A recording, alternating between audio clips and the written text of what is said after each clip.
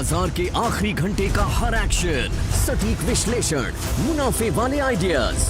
कीजिए कल की तैयारी आज हमारे साथ। देखिए CNBC आवाज मोतीलाल ओसवाल स्टूडियो से लाइव।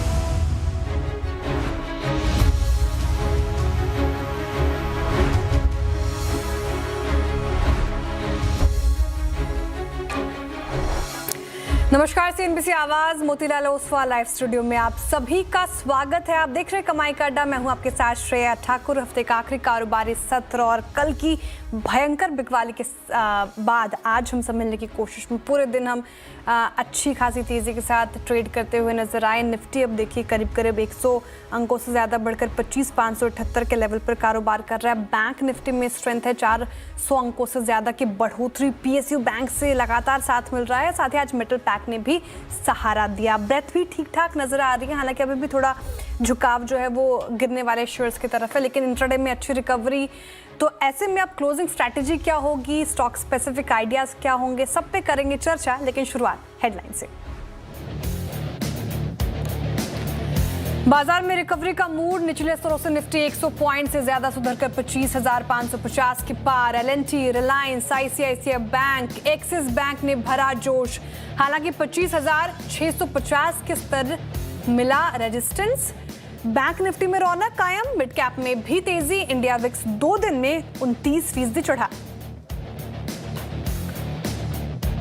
कैपिटल गुड्स शेयर में जोरदार तेजी, 1.5% ज्यादा के तेजी के साथ इंडेक्स मजबूत कायम। ABB के जोरदार नतीजों से पूरे सेक्टर में जोश। ABB 9% के उछाल के साथ बना वायदा का टॉप गेनर। साथ ही सीमेंस पावर इंडिया में भी करीब 4 से 6% की बढ़ोतरी। हिस्सा बिक्री की खबरों से 19% उछला नोवार्टिस इंडिया। कंपनी में 71% हिस्सा बेचने के लिए नोवार्टिस AG ने क्रिस कैपिटल से किया करार। उधर क्रिस कैपिटल ने 26% अतिरिक्त हिस्से के लिए करीब 861 रुपए के भाव पर ओपन ऑफर का किया ऐलान।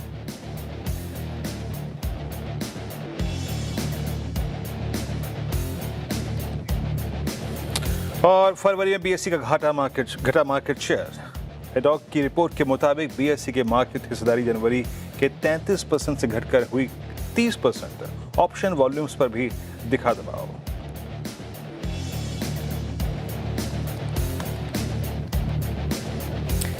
नमस्कार, आप देख रहे हैं कमाई का अड्डा। मैं और वीरेंद्र जी रहेंगे आपके साथ इस 1.5 घंटे में। और अभी तो स्ट्रेंथ नजर आ रही है वीरेंद्र जी मार्केट में। 25,615 का आपने रेजिस्टेंस वंस बताया था निफ्टी पे, और हाई देखिए 25,663 तक गए हम, उससे थोड़ा सा ऊपर गए हैं। और जिस तरीके से अब बिहेव कर रहा है बैंक निफ्टी और PSU बैंक से सपोर्ट, ऐसे में निफ्टी पर क्या स्ट्रैटेजी हो अब, और कौन से लेवल्स अब इंपॉर्टेंट नजर आ रहे हैं आपको? Good afternoon Shreya. देखिए गुड आफ्टरनून श्रेया, सुबह हमने एक व्यू ये लिया था कि यहाँ से कल के बड़े सेल ऑफ के बाद एक तर्कसंगत बेस निकल के आता है, वो 25427 एंड 371। क्या जोन है वो? 16 फरवरी का लो। क्या जोन है वो? पुट राइटर्स का जोन। ये एक इंपॉर्टेंट क्रिटिकल सपोर्ट के तौर पे काम करेगा। आपको इसको रिस्पेक्ट देनी है, और ये अगर टिक जाए तो एक रिवर्सल ट्रेड, बाय ट्रेड काम करेगा towards RS1, that was 25554 and 615। बखूबी मिला। 12 बजे के कार्यक्रम में मैंने अपनी कमेंट्री फिर दी थी श्रेया, और मैंने कहा भी था कि the moment you will cross 615, a swing towards 666 is possible, and even 721। 666 तक मिला, ऑलमोस्ट 663 का हाई लगाया। ठीक है श्रेया, मैं एक बात बताऊं आपको, आज के सेशन का बेस्ट ट्रेड आके जा चुका है। सिंपली आके जा चुका है। यहाँ पे इंडेक्स से बार बार भिड़ने की जरूरत नहीं है। आप ये मान के चलिए श्रेया कि still we are range bound. हम एक ही रेंज में है, उसी में जौहर दिखा रहे हैं और उसी में कोलैप्स भी हो रहे हैं। 25,800 एक सरदर्दी है, नीचे 25,500 एक बाइंग जोन है। मेरे ख्याल से श्रेया हम एक बहुत ही ब्यूटीफुल ट्रेड लेकर छोड़कर जा चुके हैं। खामखा इल्डज होने की जरूरत नहीं है, क्योंकि now we are heading towards weekend. Simply मैं कह रहा हूँ इस वीकेंड में क्या है, एक जियोपॉलिटिकल रिस्क आपके ऊपर है। US और ईरान के बीच में अगर आप देखें जो डेडलॉक है वो चरम पर है। क्रूड को आप देख ही रहे हैं श्रेया 72 पे। मैं वकालत यही करूंगा कि अनवांटेड रिस्क इंडेक्स पर मत लीजिए। हालांकि मैं लेवल दे देता हूँ श्रेया, जब मैं आपको स्टैट्स दिखाता हूँ ऑप्शंस के। ऑप्शंस के स्टैट्स ये कह रहे हैं कि पुट राइटर्स ज़्यादा सिक्योर है। पुट राइटर्स ज़्यादा कॉन्फिडेंट हैं, पुट राइटर्स ज़्यादा कन्विक्शन दिखा रहे हैं। एक बार स्टैट्स लेके आइए आपकी स्क्रीन पे। लुक एट पुट राइटर्स 25, 500, 600 और 400, ये 3 पुट जिन लेवल्स को हम पीछे छोड़ चुके हैं। 67 लाख पुट यहाँ बिकी, 500 पे करीब 90 लाख पुट बिकी, यानी कल के लो को, सुबह के लो को, 25, 500 को बाजार रिस्पेक्ट दे रहा है। लग रहा है कि बाजार अपने खोए हुए कॉन्फिडेंस को, बेस को वहां पे एस्टेब्लिश करने की कोशिश कर रहा है, एंड स्पेशली जिस तरीके का रिलीफ निफ्टी बैंक ने दिया है। तो मेरी बात अगर आप समझें श्रेया, तो एक बेस रीबिल्ड होने की कोशिश कर रहा है 25-500 पे। कॉल राइटर्स स्लाइटली बैकफुट पे हैं 25-800 पे। अगर आप भिड़ ही रहे हैं निफ्टी से, तो सिंपली मैं कह रहा हूं 25,666 जो मेरा थर्ड पॉइंट था आज का, अगर आपने ये बाइसेक्ट किया तो अगेन अ स्विंग टुवर्ड्स 721 और 769 पॉसिबल है। बट मैं यही कहूंगा श्रेया कि अगर आप सुबह का एक बेहतरीन ट्रेड, आप मान के चलिए 25,400 से 500, 500 से 550, 550 से 600, 150, 200, 250 पॉइंट का स्विंग मिल चुका है। और क्या चाहिए? वकालत में यही करूंगा कि अवॉइड, हम वीकेंड की तरफ बढ़ रहे हैं, और अगर आपके पास है तो कहीं ना कहीं अपने पॉकेट फ्रेंडली स्टॉप लॉस के साथ लॉक कीजिए। और मैं ये भी कहूंगा श्रेया कि कोई ट्रेड वीकेंड के लिए कैरी मत कीजिए, एटलीस्ट निफ्टी पर। श्रेया, कोई ट्रेड फिलहाल तो कैरी करने की बात नहीं की गई है वीकेंड में, लेकिन आज जाहिर तौर पर एक ट्रेड ब्यूटीफुली दी है निफ्टी ने, और ये लेवल्स अभी भी आप वॉच करें, इंपॉर्टेंट है। लेकिन बैंक निफ्टी लगातार चर्चा हो रही थी, वीरेंद्र जी, स्ट्रेंथ नजर आएगी आज के सेशन में, वो होता हुआ नजर आया है। पीएसयू बैंक से जिस तरीके से सपोर्ट मिल रहा है वो अपने आप में एक अच्छी चीज है। तो बैंक निफ्टी पे अभी भी कन्विक्शन है, बैंक निफ्टी कैरी करें ओवर द वीकेंड, या यहाँ पर भी अभी थोड़ा सा रुकें और थमें और देखें? शायद देखिए, कल हमने बात की थी प्रॉफिट टेक कीजिए, सुबह क्या था कि 60,555 है ना, वो 54 लेवल था, ये एक री एंट्री का मौका देगा। कुल मिला के कल का लॉजिक भी और आज का लॉजिक भी श्रेय ये था कि ये overheated, overbought index अगर कूलिंग ऑफ के बाद अपने टेंडेमा को छू ले तो री एंट्री में क्या बुराई है। और आप देखिए श्रेया, इसने सब कुछ दिया, प्लीज बेसमेंट रखिएगा स्क्रीन पे। इसने 60-500 के डिप को अबव 20 डेमा, अबव 60-500 के पुट राइटर्स भली भांति बिल्कुल सही तरीके से रिस्पेक्ट दी। वहां से मैंने कहा था कि if you pick a trade at base 1, possibly target कीजिए RS1 को। RS1 को भी टारगेट किया, RS2 को भी टारगेट किया, पर थोड़ा सा कोलैप्स होना लाजमी है। शायद यहाँ पे लॉन्ग पोजिशंस मैंने कल भी कहा था बुक करिए, और आज सुबह कहा था री एंट्री करिए। क्यों? लॉजिक यही था 10 डे में आप होल्ड कर सकते हैं, बैंक निफ्टी को आप होल्ड कर सकते हैं, पर ये मान के चलिए श्रेया कि अभी रिवॉर्ड मैक्सिमम टू मैक्सिमम अगर आप फ्राइडे की आफ्टरनून में कैरी भी कर लें तो बहुत ज़्यादा नहीं खुला है, 61,600 और हार्डली 61,800, लेकिन आप उसके लिए ले रहे हैं ज़माने भर का रिस्क, आप उसके लिए ले रहे हैं 60,000 का रिस्क, क्योंकि 60,000 पे ही अब बड़ा क्रिटिकल सपोर्ट आता है, 60,300 पे ही बड़ा क्रिटिकल सपोर्ट आता है। So you are carrying too much risk if you are carrying index on the longer side. But yes, अगर आप कर सकते हैं दोनों में से इंडेक्स, तो it's better to carry bank Nifty versus Nifty. और एक बार बताऊं, यहां से अभी रिवॉर्ड मैक्सिमम लग रहा है 61,700, 61,600, उससे ऊपर का नहीं शेयर। और एक बार ऑप्शन स्टैट्स लेके आएंगे, क्या जो वो कल खोया हुआ कॉन्फिडेंस था पुट राइटर्स का, वो रिबिल्ड हो रहा है क्या? आफ्टर टचिंग 6,500, आफ्टर टचिंग 10 डेमा, आफ्टर टचिंग ऑलमोस्ट 20 डेमा, क्या पुट राइटर्स उस कूलिंग ऑफ के बाद आ रहे हैं? यस, 61,000 पे करीब 13.25 लाख का बिल्डअप फिर है, फिर यहाँ पे 7 लाख पुट बिकी हैं, फिर 61,500 के कॉल राइटर्स बैकपुट पे हैं। तो आप रख सकते हैं श्रेया, बट याद रखिए चलिए, अगर आप निफ्टी बैंक को कैरी कर रहे हैं तो किसी भी वक्त 60,300 और 60,000 तक का रिस्क खुला हुआ है। 60,300 मतलब 20 डेमा, 60,000 का मतलब है सबसे बड़े put writers. Shreya, bank Nifty पे फिलहाल ये व्यू, लेकिन स्ट्रेंथ तो है बैंक निफ्टी में, और पीएसयू बैंक सबसे ज़्यादा सपोर्ट करते हुए। अच्छा, दो चीज़ें और, एक चीज़ बता दूं कि आज पीयूष गोयल जी ने कहा कि इंडिया और यूएस के बीच जो इंटरिम डील हुई थी वो ऑपरेशनल हो सकती है अप्रैल से, ये एक पॉजिटिव ट्रिगर थे आज।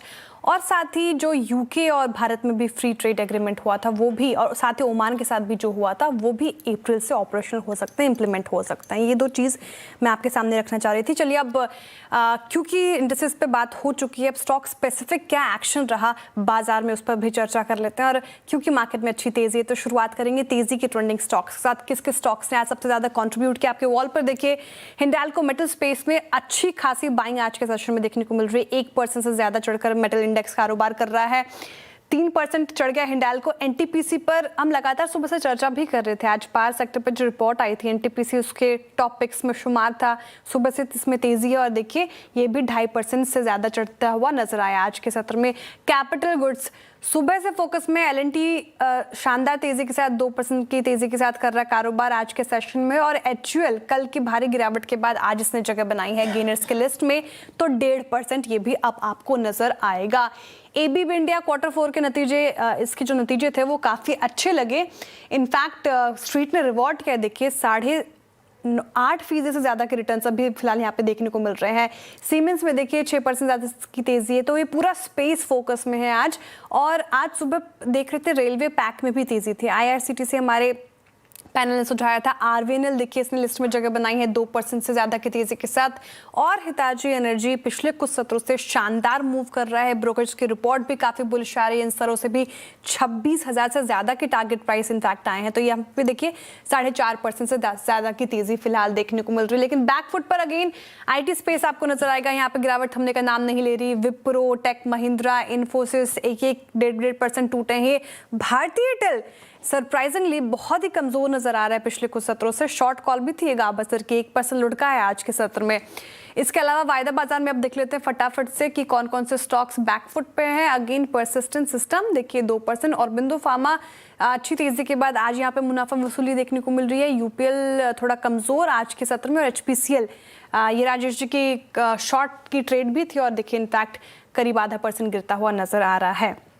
ये बात हो गई स्टॉक्स की और क्या कुछ एक्शन हमने समझ लिया, लेकिन कार्यक्रम में होगा क्या आज वो आपके लिए लेकर आ जाते हैं। इनफैक्ट हम बात करेंगे, लेकिन फंडामेंटल राय देने के लिए हमारे साथ होंगे आज जेएम फाइनेंशियल सर्विसेज के नीरव वोरा जी। टेक्निकल कॉल्स लेंगे हम मानस जायसवाल, राजेश सातपुते, कविता जैन, अमित सेठ और अरुण कुमार मंत्री जी से। और पंकज रांदर जी भी हमारे साथ जुड़ेंगे। 2:15 पर नुपुर जैन कोनिया आपको बताएंगे कि एबीबी इंडिया क्यों भाग गया आज के सेशन में। 2:20 पर आशीष चतुर्वेदी बताएंगे नोवार्टिस इंडिया क्यों दौड़ रहा है। 2:30 बजे बीसी के टर्नओवर पर खास रिपोर्ट लेकर आएंगी नुपुर जैन कोनिया।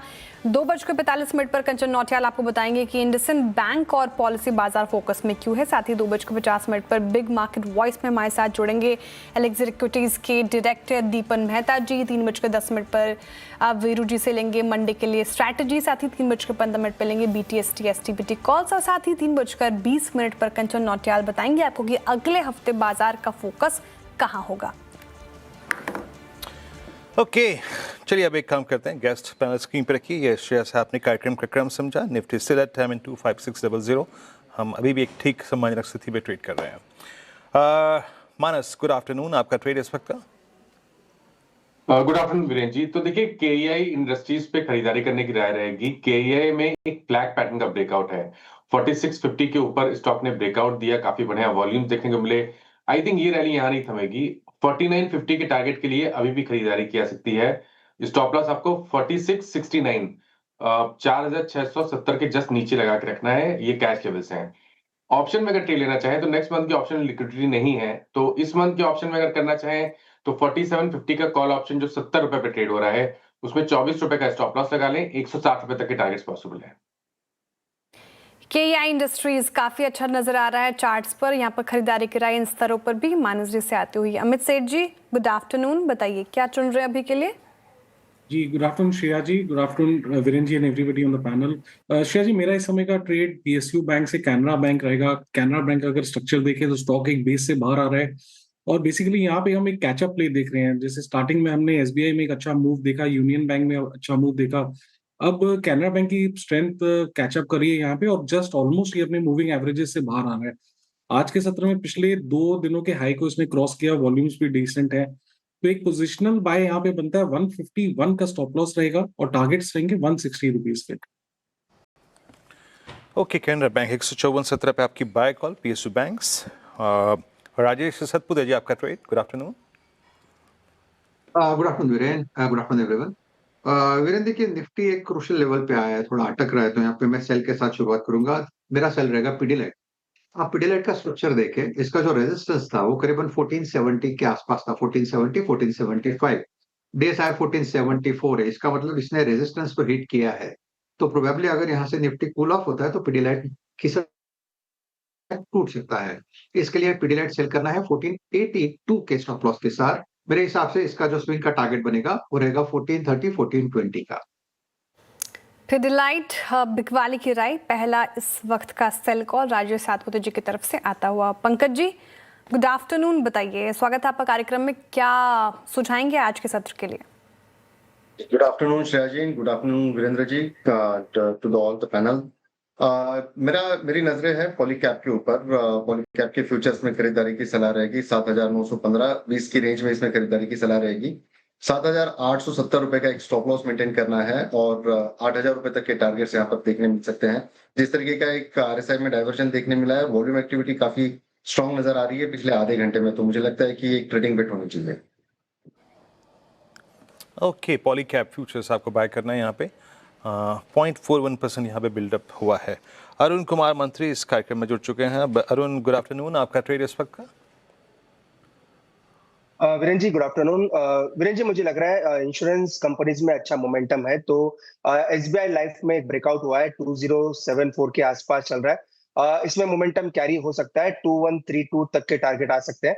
तो SBI लाइफ को खरीदने की सलाह है, 2132 तक के टारगेट रहेंगे और 2054 के नीचे में स्टॉप लॉस लगा के चलना चाहिए। पोजिशनल ट्रेड के हिसाब से मुझे लग रहा है काफी बुलिश मोमेंटम स्टॉक में आ सकता है, तो एज अ पोजिशनल ट्रेड इसको लेके चल सकते हैं। SBI life position point of view से काफ़ी अच्छा लग रहा है। पिछले कुछ सत्रों से हम देख रहे हैं कि लाइफ इंश्योरेंस स्पेस में अच्छी खरीदारी है। SBI लाइफ हो गया, HDFC लाइफ हो गया, अच्छा परफॉर्म करते हुए अरुण जी इन स्तरों पर खरीदारी की राय रख रहे हैं। टेक्निकल कॉल्स पूरे हो गए हैं, फटाफट से रिकैप आपके लिए, फटाफट से आप टारगेट और स्टॉप लॉस लिख लीजिए। मानस जी ने KEI इंडस्ट्रीज चुना है खरीदारी की राय, 4,950 के टारगेट आए हैं उनकी तरफ से, 4,669 का लगाना है आपको स्टॉप लॉस। अमित जी कह रहे हैं कि कैनरा बैंक यहाँ से काफ़ी अच्छा परफॉर्म कर सकता है। पूरे PSU बैंक स्पेस में हमने अच्छी खासी रैली देखी है। 160 के टारगेट देख रहे हैं, 151 का लगाना है स्टॉप लॉस। राजेश सातपुते जी कह रहे हैं कि पिडिलाइट काफ़ी कमज़ोर नज़र आ रहा है चार्ट्स पर, तो यहाँ पे बिकवाली करके पैसे बन सकते हैं। 1420 के 1430 के नीचे के टारगेट हैं, 1442 का लगाना है आपको स्टॉप लॉस। पंकज जी कह रहे हैं कि पॉलीकैप स्ट्रेंथ दिखा रहा है चार्ट्स पर, तो खरीदारी करके चलिए। 8,000 के टारगेट है, 7,870 का लगाना है स्टॉप लॉस। अरुण कुमार मंत्री जी को पोजिशन पॉइंट ऑफ व्यू से SBI लाइफ पसंद आ रहा है, खरीदारी की राय 2132 के टारगेट है, 2054 का लगाना है आपको स्टॉप लॉस। तो ये हो गई टेक्निकल कॉल्स, लेकिन इन्वेस्टमेंट आइडिया क्या हो इस बाजार में वो नीरव वोरा जी से समझते हैं। नीरव जी गुड आफ्टरनून और स्वागत है आपका कार्यक्रम में, बताइए आपका इन्वेस्टमेंट आइडिया क्या होगा? Good afternoon Shreya ji, good afternoon सभी दर्शकों को। तो देखिए, पोजिशनल पॉइंट ऑफ व्यू से जो मेरा आज का पिक है वो मिड कैप स्पेस से है एंड सीमेंट स्पेस से है। पहले सीमेंट स्पेस की अगर हम बात करें तो थोड़े मिक्स्ड आंकड़े रहे थे Q3 में, बट मोटा मोटी जो मैनेजमेंट की कमेंट्रीज हैं अक्रॉस द इंडस्ट्री काफ़ी एनकरेजिंग रही है एंड ऐसा लग रहा है कि आने वाले 1-2 क्वार्टर्स में हमें वॉल्यूम ग्रोथ देखने मिल सकता है because of the revival of demand. So इसी स्पेस से मेरा आज का जो पिक है वो है JSW सीमेंट। JSW सीमेंट की बात करें तो पिछले 2 क्वार्टर में कंपनी ने लॉस दर्ज किया था, बट इस पर्टिकुलर क्वार्टर में यानी Q3 में एक टर्न अराउंड क्वार्टर रहा है JSW सीमेंट के लिए और आंकड़े बहुत ही बेहतरीन रहे हैं। एबिटा की बात करूं तो सालाना तौर पे 24% से एबिटा बढ़कर के आया है। वॉल्यूम ग्रोथ अगर देखें तो 7% से बढ़कर के आया है। मैनेजमेंट की जो कमेंट्री थी बहुत ही अच्छी थी एंड उन्हें लग रहा है कि Q4 में डिमांड रिवाइवल देखने मिल सकता है। जैन में हमने एक प्राइस हाइक देखा है और आने वाले कुछ महीनों में हमें और एक प्राइस हाइक देखने मिल सकता है। प्लस मैनेजमेंट ने ये भी कहा है कि ओवरऑल डिमांड आउटलुक बहुत ही स्ट्रांग हो सकता है आने वाले महीनों में। सो इसी के चलते JSW सीमेंट आप डेफिनेटली इस लेवल पे बाय कर सकते हैं। 122-23 का भाव चल रहा है और 6 से 8 महीने का जो लक्ष्य रहेगा हमारा वो 165 का रहेगा।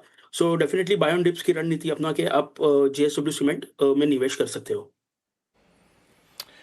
JSW सीमेंट 122 पे आपका बाय कॉल है। आज की ये फंडामेंटल कॉल इस कार्यक्रम में, तो टेक्निकल्स और फंडामेंटल कॉल पूरी यहाँ पे सारी हो गई।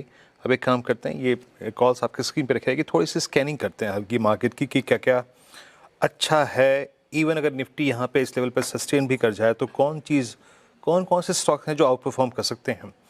एक बार लेके आइए आप NTPC 371 पे रोलिंग में, और आप ये समझिएगा कि ये दिसंबर 24 के बाद की जो सबसे हाईएस्ट ट्रैजेक्टरी थी, मार्च 25 की भी, और उसको भी क्रॉस करता हुआ, यानी पूरी फोर्स जनरेट कर रहा है। प्लीज़ ज़रा OI रखिएगा और रखिएगा इसकी 370 की कॉल।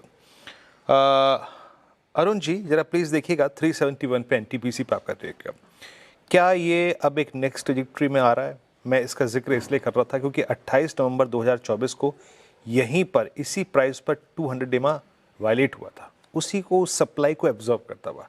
NTPC पे आपका टेक।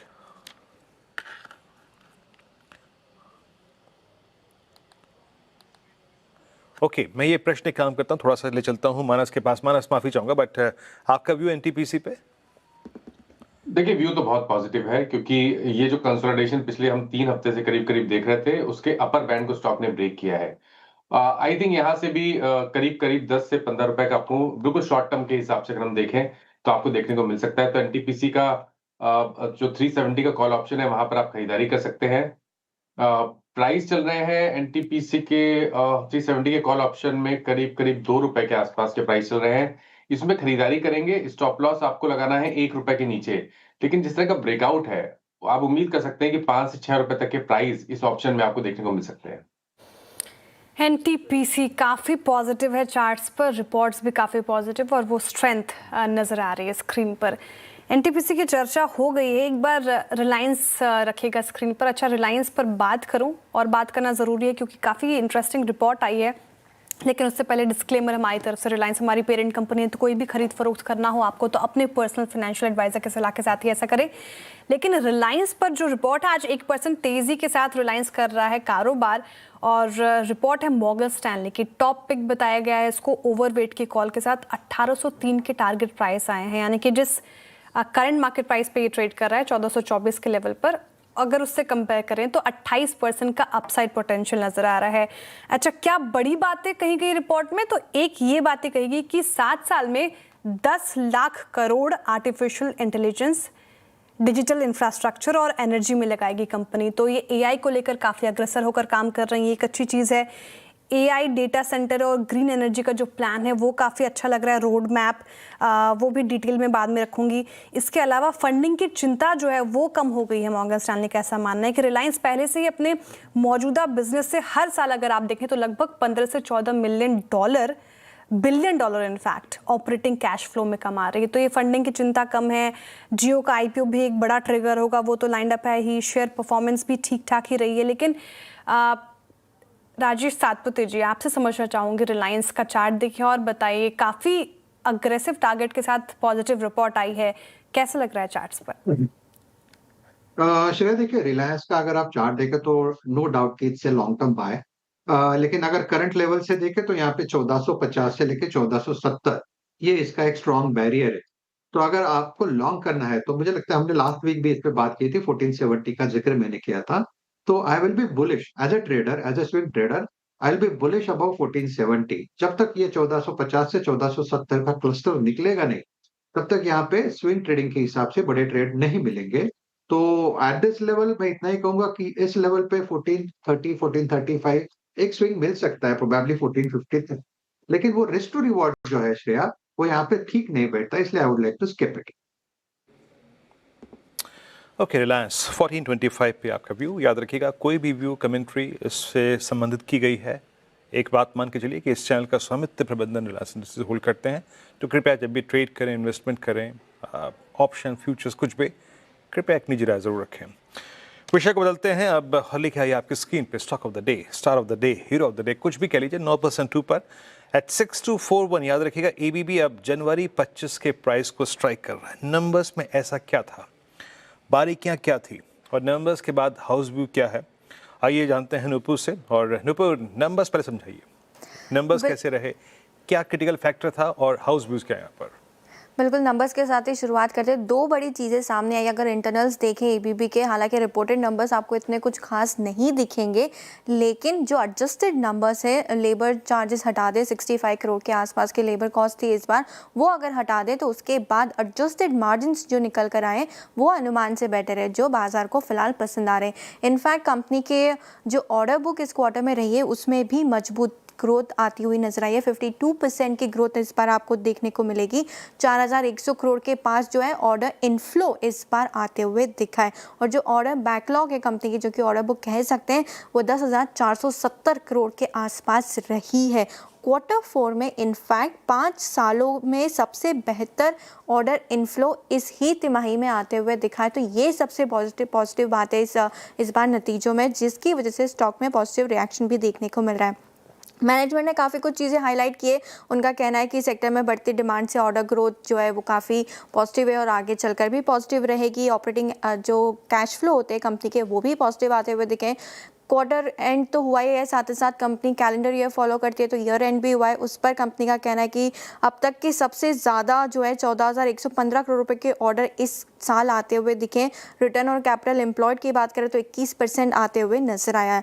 मैनेजमेंट ने हाल ही में एक इंटरव्यू में कमेंट्री दी है, जहाँ पे उनका कहना है कि 15% जो ऑर्डर बुक है कंपनी की, वो डेटा सेंटर डेडिकेटेड है, और इनफैक्ट ये जो ऑर्डर बुक है वो स्ट्रॉन्ग भी रहेगी आगे जाके, क्योंकि इस particular segment data centre industry की बात करें तो यहाँ पे 14% की कंपाउंडेड बेसिस पर ग्रोथ आती हुई दिख सकती है। एक और चीज़ सामने आई है, जहाँ पे उन्होंने कहा है कि रोबोटिक डिवीजन जो है वो डाइवेस्टमेंट के लिए आइडेंटिफाई कर लिया गया है, और शेयर होल्डर्स की अप्रूवल जो है वो उसके इंतजार में, और ये जल्द नेक्स्ट 3 to 6 मंथ्स में आते हुए दिख सकता है।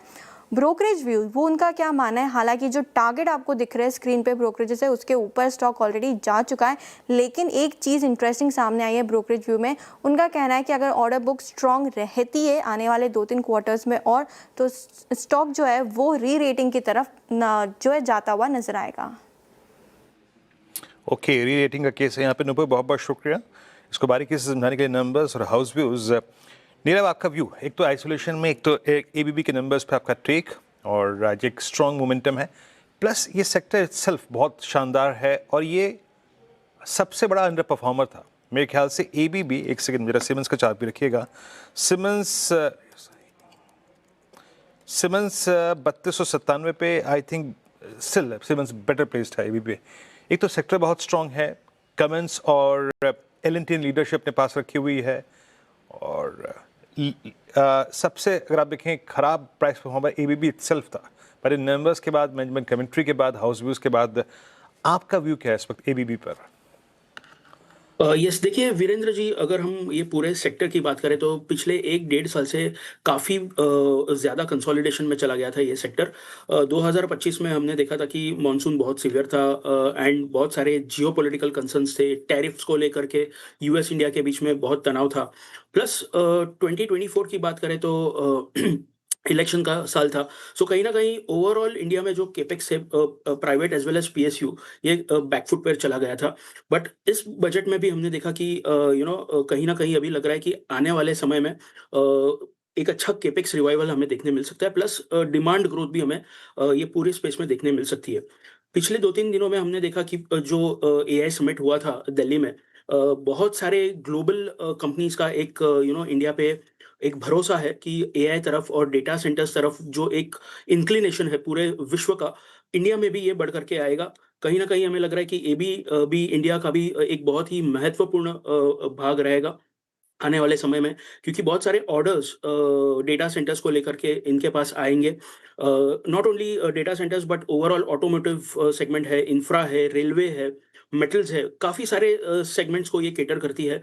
पिछले 1 साल में बहुत ही अच्छा ही कंसोलिडेशन में ये चला गया था स्टॉक। अगर आप देखें फेब-मार्च में 2025 में लास्ट ईयर करीबन 47-4800 के आंकड़े थे नीचे की तरफ, एंड 1-1.5 महीने पहले भी वही आंकड़े थे। तो बहुत ही बड़ा कंसोलिडेशन के बाद ये एक अच्छा ब्रेकआउट हमें देखने मिल रहा है। तो कहीं ना कहीं हमें लग रहा है कि एक अच्छा डिमांड रिवाइवल और एक अच्छा एक माहौल क्रिएट हो रहा है, मोमेंटम बिल्ड हो रहा है। तो आगे चल के हमें लग रहा है कि times will be better. So from that perspective ABB को आप होल्ड करके चलिए। थोड़ा रैली देख लिया है हम इस पर्टिकुलर स्टॉक में, तो बाय ऑन डिप्स की रणनीति अपना करके इसे नीचे के स्तरों पे जमा करना चाहिए। काफ़ी पॉजिटिव इस पूरे स्पेस को लेकर, साथ ही एबीबी इंडिया को आपको डिप्स में खरीदने की राय रखी गई है। शानदार तेज़ी के साथ आफ्टर रिजल्ट कारोबार करता हुआ नज़र आ रहा है। लेकिन सिर्फ एबीबी इंडिया ही नहीं, आज तेज़ी एक और स्टॉक लेकर आई है नोवार्टिस इंडिया, और इसमें आज 20% से ज़्यादा की तेज़ी देखने को मिली। शानदार रैली के साथ कर रहा है कारोबार, लेकिन कारण क्या है, नोवार्टिस इंडिया में इतनी अच्छी तेज़ी क्यों बनी है? एक बार रिविजिट करते हैं आशीष से। आशीष, बताएं।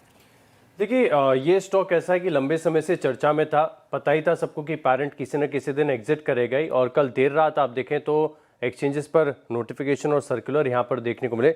अब दरअसल क्या है पूरा ट्रांजैक्शन, क्या है पूरी खबर, इसे समझ लेते हैं। और नोवार्टिस इंडिया में 70.68% यानी आप 71% राउंड फिगर समझ सकते हैं अपनी जो हिस्सेदारी है, जो इनके पेरेंट कंपनी नोवार्टिस एजी, ये क्रिस कैपिटल को बेचेंगी और करीब करीब आप देखें तो 860 रुपये 64 पैसे के भाव पर ओपन ऑफर आएगा। अब आज 20% की तेजी इस कारण से देखने को मिल रही है क्योंकि कल की क्लोजिंग 830 थी, तो उससे प्रीमियम है। अब एक 26% मैंडेटरी जो ओपन ऑफर होता है सेबी के रिक्वायरमेंट के अनुसार, ये 552 करोड़ में होगा। और जहां पर अगर आप देखें तो फरवरी 2024 में ही नोवार्टिस एजी ने ऐलान कर दिया था कि वो इंडिया बिजनेस से यहाँ पर वो एग्जिट करते हुए नजर आएंगे।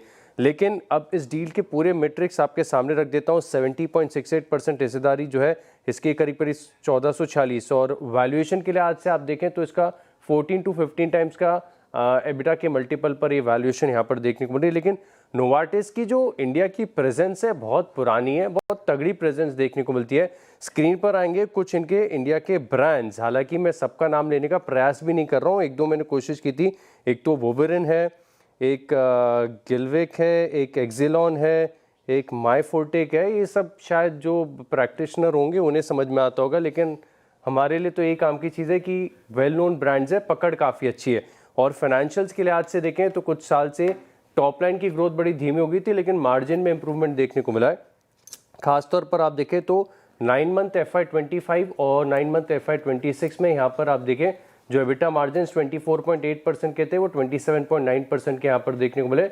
मुनाफे में और रेवेन्यू में हालांकि इतनी बड़ी बढ़त नहीं देखने को मिली है, तो यहाँ पर ये खास रहेगा। इसके अलावा अगर आप देखें तो करीब करीब सबसे ज़्यादा नोवार्टिस चर्चा में भी रहा, रिकमेंडेशन भी बीसी के चलते रहा लोगों के, क्योंकि इसके पास कैश बड़ा सिग्निफिकेंट है। इनकी बुक्स में देखें तो तकरीबन 600 करोड़ के आसपास का कैश है, जो कि बहुत इंपॉर्टेंट हो जाता है। तो वैल्यूएशन के लिहाज से देखें तो ये स्टॉक हमेशा से आपको सस्ता ही मिलेगा, या आप इसकी फाइजर से तुलना करें, GSK फार्मा से या फिर एबिट से, तो पी मल्टीपल के लिहाज से 24 टाइम्स पर सस्ता है। और वहीं इसकी पेरेंट कंपनी देखें तो 23 टाइम्स पर चल रही है। तो यही एक इंडिया की MNC फार्मा कंपनी जो वैल्यूएशन के लिहाज से इतनी सस्ती है। तो आगे देखना होगा, हालांकि आज ओपन ऑफर ऊंचे भाव पर आए, इसके चलते बड़ा मूव है।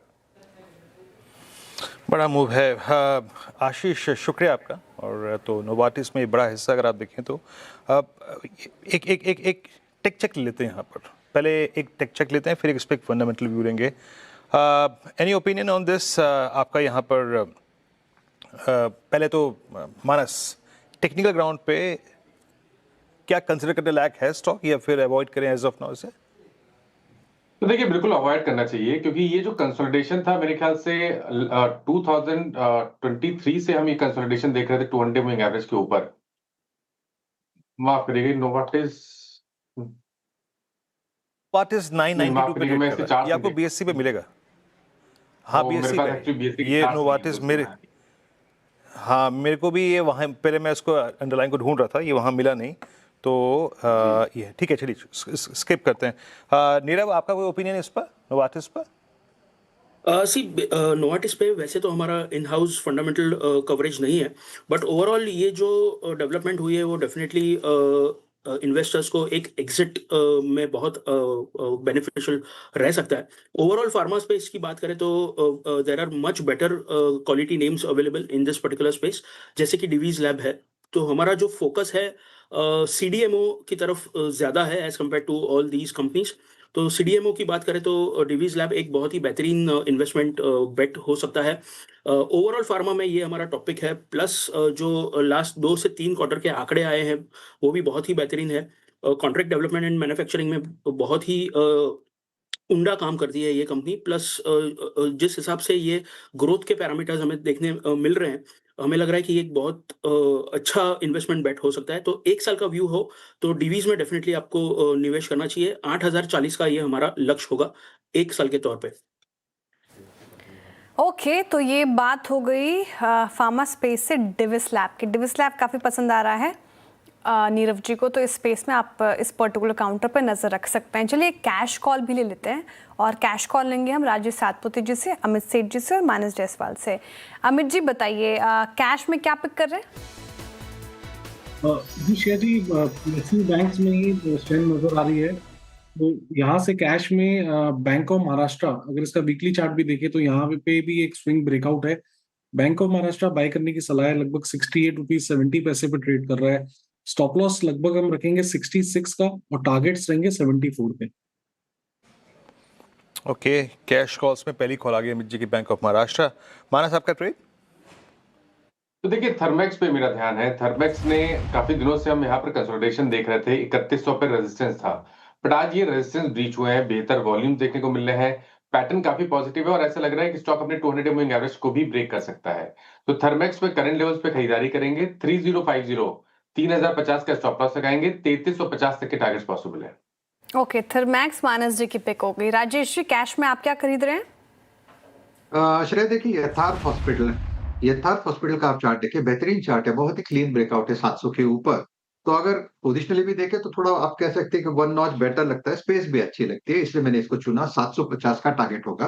अगर स्विंग ट्रेड लेना है तो 735 736 ये इसका टारगेट 1 होगा। तो 735 736 के टारगेट के लिए यथार्थ हॉस्पिटल बाय करें। स्टॉप लॉस होगा 718 का। यथार्थ हॉस्पिटल राजेश जी की पिक हो गई। यहाँ पर खरीदारी की राय। थर्मैक्स मानस जी की पिक खरीदारी की राय और बैंक ऑफ महाराष्ट्र कैश में, ये 3 स्टॉक्स उठाए गए हैं, तीनों पर खरीदारी की राय है। कुछ और काउंटर से, इनफैक्ट मेटल स्पेस में आज बाइंग है और मेटल्स अभी तक हमारे पैनल ने कोई स्टॉक चुना नहीं है। एक बार हिंडाल्को रखेगा स्क्रीन पर, और जिस तरीके से तेज़ी है हिंडाल्को में आज 0.3% से ज़्यादा की तेज़ी, शानदार परफॉर्मेंस यहाँ पर। स्टील पैक भी इनफैक्ट अच्छा कर रहे हैं, JSW स्टील, टाटा स्टील। तो बताइए पंकज रांधर जी, मेटल पैक में हिंडाल्को या कोई ये JSW स्टील या टाटा स्टील, कौन सा चार्ट ज़्यादा बेहतर नज़र आ रहा है? कहाँ पर आज के लिए या पोजिशन पॉइंट ऑफ व्यू से भी अगर आप बता पाएँ तो कौन सा चार्ट ज़्यादा स्ट्रॉन्ग है? जी, कंपैरेटिवली अगर देखते हैं श्रेया जी, तो हिंडाल्को के ऊपर ही नजरें हैं। काफी क्लीन ब्रेकआउट यहाँ पर देखने मिला है 30 मिनट्स के कैंडल के ऊपर, और ये 200 डेमा के ऊपर स्टॉक अभी फिलहाल ट्रेड कर रहा है। चाइनीज मार्केट बंद होने के कारण बहुत बड़ा व्यू नहीं ले पा रहे थे, लेकिन मुझे लगता है कि एक बार ये 936 की लेवल्स अगर क्रॉस होता है तो काफी स्ट्रॉन्ग कन्विक्शन के साथ में 960 तक ये स्टॉक रीच हो सकता है। तो मेरे हिसाब से हिंडाल्को एक सबसे फेवरेट रहेगा among these all stocks.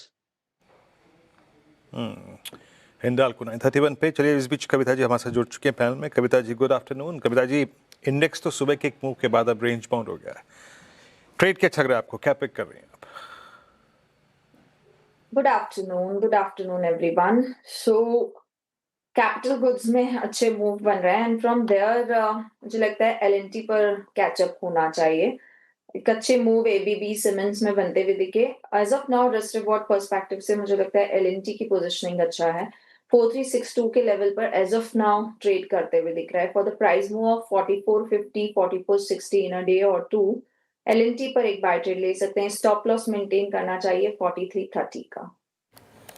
L&T शानदार परफॉर्मेंस यहाँ पर देखने को मिल रही है। इनफैक्ट जो हम लगातार चर्चा कर रहे हैं, शानदार मूव्स यहाँ पर आते हुए, और इनफैक्ट 4376 पर अभी तो कारोबार कर रहा है। जो टारगेट प्राइस ब्रोकरेजेस की तरफ से आ रहे हैं वो 4800 से ऊपर के आ रहे हैं।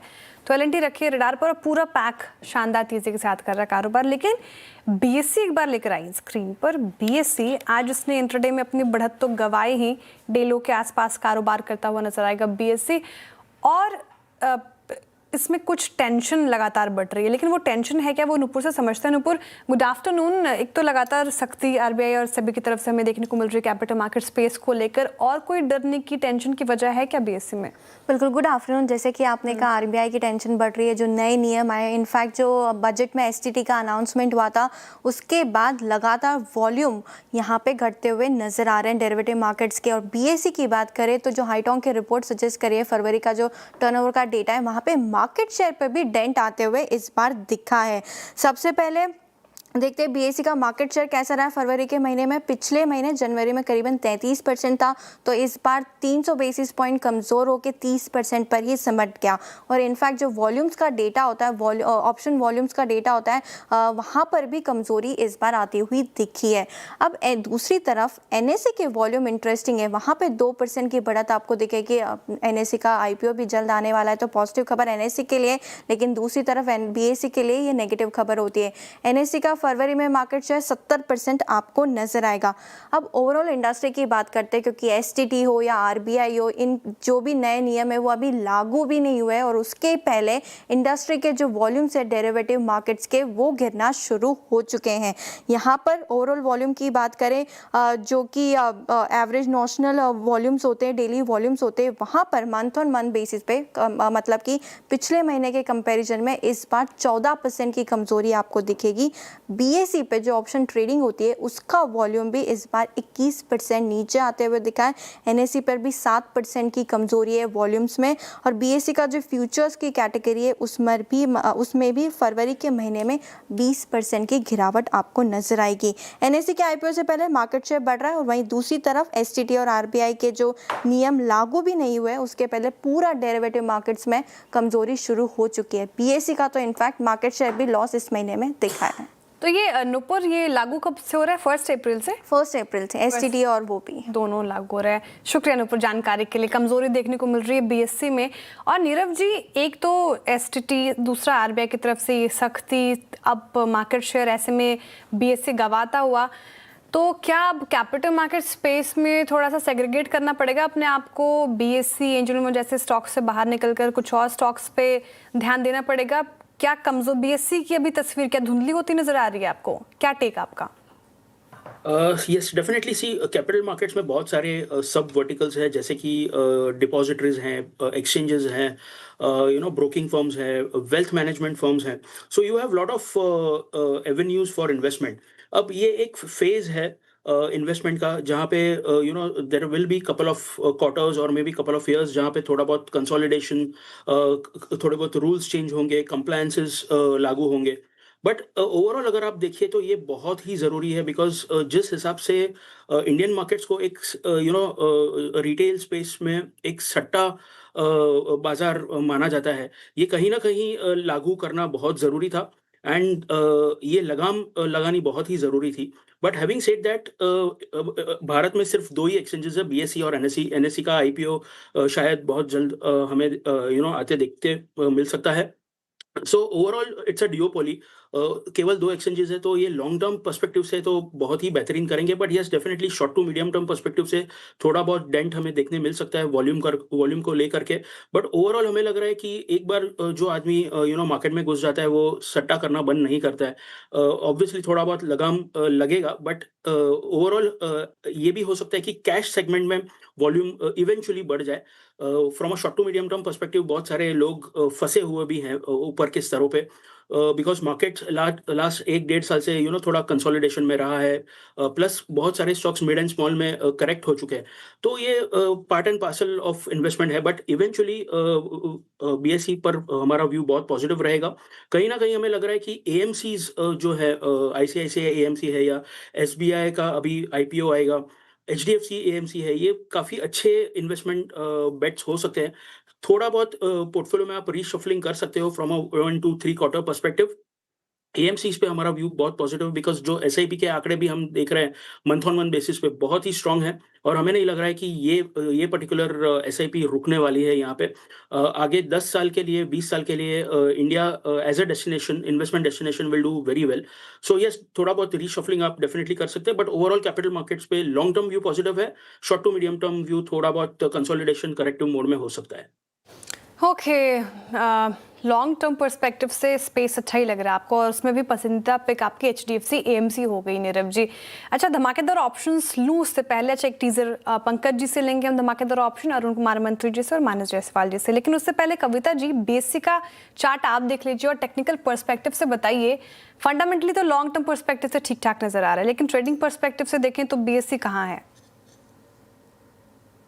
श्रेया, अगर chart setup as of now देखेंगे तो एवरेज क्लस्टर के बीच में फंसा है। ऑल्दो डेली चार्ट पर ये अपने सारे एवरेजेस के नीचे एज ऑफ नाउ ट्रेड कर रहा है, बट कैंडलस्टिक फॉर्मेशन काफी दिनों से हम देखें इंडिसाइसिव फॉर्म होते हुए दिख रहे हैं।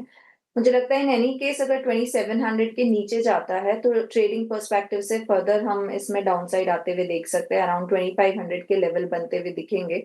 सो फ्रेश शॉट मुझे लगता है वंस ये 2700 के लेवल के नीचे जाए तब ही क्रिएट करना चाहिए। अंटिल काउंटर 2780 के लेवल के नीचे ट्रेड कर रहा है, प्रेशर में दिखता है। ओके, ये बीएससी पे एक टेक चेक था, आज थोड़ा सा कोलैप्स हुआ स्टॉक, हालांकि थोड़ा सा रिबिल्ड भी किया लोअर लेवल से, but still flat. Option trades pick करते हैं, पहला ट्रेड लेते हैं अरुण कुमार जी से। अरुण जी बताइए, ऑप्शंस में क्या पिक कर रहे हैं आप? वीरेन जी, पीएसयू बैंक्स के साथ ही जाना चाहेंगे।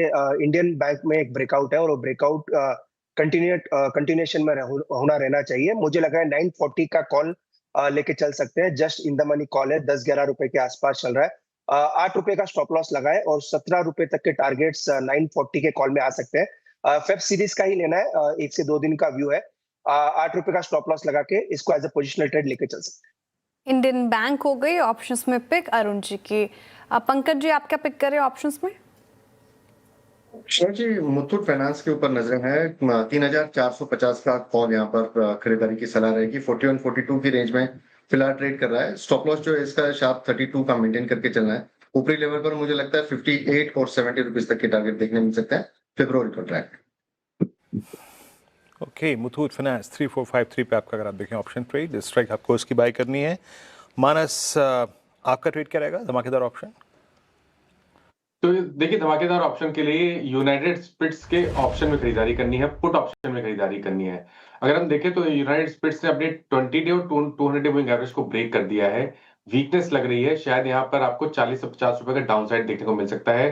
तो 1380 का जो पुट ऑप्शन चल रहा है 12 रुपए के आसपास, वहां पर खरीदारी करेंगे। 7 रुपए का स्टॉप लॉस लगाना है, 25 रुपए तक के टारगेट पास होना है।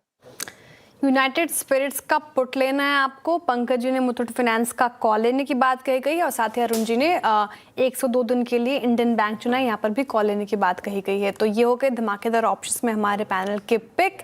टारगेट स्टॉप लॉस आपके स्क्रीन पर है, आप नोट कर लीजिएगा। आई होप नोट किया भी होगा आपने। लेकिन कुछ और काउंटर्स दिखते हैं फटाफट से जहाँ पर स्ट्रेंथ है। एलएनटी की बात की थी हमने, एसबीआई लाइफ तो हमारे पैनल ने सुझाया भी था, सन फार्मा, हिंडाल्को। टाइटन एक बार लेकर आइए स्क्रीन पर।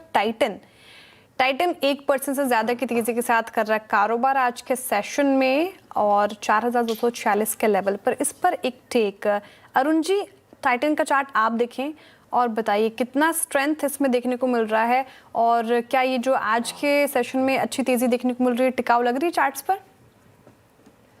शेयर जी, डेफिनेटली रिलेटिव स्ट्रेंथ काफी ज्यादा है। इनफैक्ट इसका जो ब्रेकआउट है वो 4265 के ऊपर नजर आ रहा है, तो इसको एज ए पोजिशनल ट्रेड भी लेके चल सकते हैं। 4265 के ऊपर निकलता है तो 4300 तक के भी टारगेट आ सकते हैं। तो एक इनहेरेंट स्ट्रेंथ है, नीचे में 4200 का एक अच्छा सपोर्ट भी है। अगर लॉन्ग पोजीशंस किसी की है तो डेफिनेटली होल्ड करना चाहिए। 4200 का स्टॉप लॉस और 4300 तक के टारगेट आ सकते हैं, तो डेफिनेटली बाय एंड होल्ड का ही सलाह रहेगा स्टॉक में। ओके, टाइटन पे बाय एंड होल्ड का सलाह। 4246 की राय यहाँ पर है। ये निफ्टी वहीं पर है और जब शेयर में 2 बजे बात कर रहे थे यही प्राइस था। आई मीन 25605, स्टिल एट 621, मतलब कोई सब्सटेंशियल चेंज नहीं आया, कोई बड़ा परिवर्तन नहीं आया। और 1-2 स्टॉक्स जो कि मेरे स्क्रीन पे अब एक बड़ा ओआई खींच रहे हैं अपनी तरफ, जहाँ लॉन्ग एडिशंस विजिबल हैं। देखिए, ये कोई ब्रेकआउट का केस नहीं है, बट फिर भी आपके स्क्रीन पे 1-2 स्टॉक सकता हूँ। एलएनटी डे हाई पर। बजाज ऑटो एक रिवर्सल तय कर रहा है और देखिए, बजाज ऑटो इस पूरे मतलब दौर में मेरे ख्याल से 3 फरवरी में, इस फरवरी की सीरीज़ में कभी भी इसने 20 डेमा नहीं तोड़ा। राजेश सतपुते जी, आपका टेक क्या है बजाज ऑटो? अब लगभग आप समझिएगा कि क्या हो गया, शनिवार 21-22 और फिर 28 का तो महीना ही है, यानी मात्र 1 हफ्ते के अंतराल में फिर बिक्री के आंकड़े भी आने होंगे। क्या लग रहा है कि आप, मैं फोकस कर रहा हूँ सिर्फ इस 5 या 10-50 रुपए के फैक्टर पे नहीं, मैं बात कर रहा हूँ उस बड़े ब्रेकआउट की जो कि शायद नवंबर 24 से लेकर अब तक की इस पूरी रेंज का हो सकता है। प्लेसमेंट कैसी लग रही है ऑटो में आपको, टू व्हीलर स्पेस में बजाज ऑटो की? और अगर थोड़ा सा भी ड्राइव हुआ तो किसी ब्रेकआउट की तरफ बढ़ रहे हैं क्या हम इस स्टॉक में? जी देखिए, बजाज ऑटो की प्लेसमेंट बहुत बढ़िया है, ये एक स्ट्रॉन्ग काउंटर है। हालांकि अगर आप शॉर्ट टर्म पे देखें तो एक बेरिश एनगल्फिंग दिखता है, दैट शोज के थोड़ा सा इंडिकेशन ये दिखता है कि थोड़ा बहुत यहाँ से करेक्ट होगा। लेकिन इसका जो स्ट्रक्चर है वो बेहद स्ट्रांग है। आप इसका वीकली चार्ट देखें या इवन मंथली चार्ट देखें तो स्ट्रक्चर में कोई डेंट नहीं है। हमें सिर्फ ये देखना है कि एंट्री कहाँ। तो मेरे हिसाब से इसकी जो एंट्री बनती है वो 9400 से लेकर 9650 के बीच में बनेगी। देखते हैं अगर उस लेवल के आसपास एक बार के लिए करेक्ट होता है तो फिर से बाइंग इमर्ज होगी। पर एटलीस्ट लेवल थोड़ा सा वेट करें, क्योंकि 10,000 पे कॉल राइटर भी हैवी और 10,000 के आसपास आपने बेरिश एनगल्फिंग भी देखा है। तो this is a relief rally. तो देखते हैं अगले हफ्ते एक्सपायरी है तो प्रोबेबली थोड़ा चौपी रहेगी। ओके, बजाज ऑटो पे ये व्यू तेजी तो है पिछले कुछ सत्रों से। अच्छा, एक बार पीबी फिनटेक भी रख दीजिए, पॉलिसी बाजार शुरुआत से इस पर्टिकुलर काउंटर में आज के सेशन में हम अच्छी तेजी देख रहे हैं। अभी भी डेज हाई की तरफ ही कारोबार कर रहा है 4% की तेजी के साथ। एक पीबी फिनटेक हो गया, इंडसइंड बैंक भी रखेगा। इंडसइंड बैंक पर दरअसल एमके ग्लोबल की एक रिपोर्ट आई है, तो पीबी फिनटेक क्यों चल रहा है, इंडसइंड बैंक थोड़ा हाई साइड से क्यों फिसला, तस्वीर समझते हैं और समझाने के लिए कंचन नौटियाल मौजूद है। कंचन, गुड आफ्टरनून। बताइए तो पहले पीबी फिनटेक में ऐसा क्या आ गया जो एकदम शानदार तेजी के साथ कर रहा है कारोबार, साथ ही इंडसइंड बैंक में कमजोरी क्यों? जी, सबसे पहले शुरुआत हम पीबी फिनटेक के साथ ही कर लेते हैं। देखिए यहाँ पे कोटक की एक रिपोर्ट आई है, रिपोर्ट मैं आपके सामने प्रेजेंट कर देती हूँ। और उन्होंने बोला है जो पहले उनकी रेटिंग थी रिड्यूस की, उसको बढ़ा के इस टाइम पे उनकी जो रेटिंग है वो हो गई है ऐड की। और अगर इस टाइम पे लक्ष्य की बात करी जाए तो 1725 का जो टारगेट है उसको कोट कर दिया गया है। देखिए उन्होंने बोला है कि जो बेहतर ग्रोथ के बावजूद जो कई सारे सेगमेंट्स है वहाँ का परफॉर्मेंस हमें थोड़ा सा लोअर साइड में देखने को मिला है। इसके अलावा रेगुलेटरी रिस्क जो है इस टाइम पे काफी बड़ा सरदर्द इस टाइम पे बन के सामने आया है। लेकिन अगर बात करी जाए कमीशन रेगुलेशन की तो इससे रियलाइजेशन पे एक अच्छा खासा इम्पैक्ट आता हुआ दिखाई दिया है। बट यहाँ पे उन्होंने एक चीज मेंशन की है कि जो कमीशन हमें एक इम्पैक्ट आता हुआ दिखाई दिया है उससे हेल्थ बिजनेस जो है वहां से एक अच्छी खासी ग्रोथ जो है वो देखने को मिली है। पिछले 4 क्वार्टर्स की अगर बात करी जाए तो वहां पे जो कमीशन है करीब 21 से 22% का देखा गया है। यही नहीं बल्कि अगर टर्म और हेल्थ प्रीमियम की बात करी जाए तो वहां पे भी 70% तक की जो ग्रोथ है वो देखी गई है। अगर क्वार्टर 3 का मोमेंटम देखा जाए तो ये आगे जारी रहने की जो उम्मीद है वो थोड़ी सी कम दिखाई दे रही है।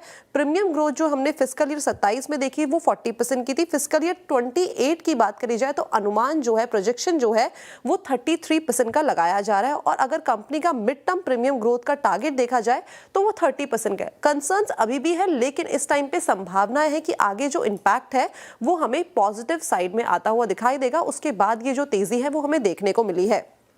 अब इस टाइम पे अगर बात कर ली जाए इंडसइंड बैंक की, जहां पे आपने मेंशन किया कि हाई लेवल से थोड़ा सा हमें नीचे गिरता हुआ दिखाई दिया है। यहाँ पे एमके ग्लोबल की एक रिपोर्ट आई है जहां पे उन्होंने भी रेटिंग को रिड्यूस से बढ़ा के इस टाइम पे बाय साइड पे कर दिया है। टारगेट जो पहले 800 का कोट किया गया था उसको इस टाइम पे कोट कर दिया गया है 1100 का। देखिए नए मैनेजमेंट को लेके काफी सारी जो ऑप्टिमिस्टिक चीजें हैं वो बाजार में उभरती हुई नजर आई है। माना यह जा रहा है कि जो हमें पहले स्ट्रक्चरल डिस्पेरेंसीज देखने को मिली थी वो अब सुधरती हुई यहाँ से नजर आएगी। यहाँ पे हो सकता है कि हमें एक री रेटिंग भी देखने को मिले। और अगर ऐसा होता है तो साथ में जो कंपनी की एसेट क्वालिटी है और साथ में जो गवर्नेंस है वहां पे भी हमें एक अच्छा इंपैक्ट आता हुआ दिखाई देगा।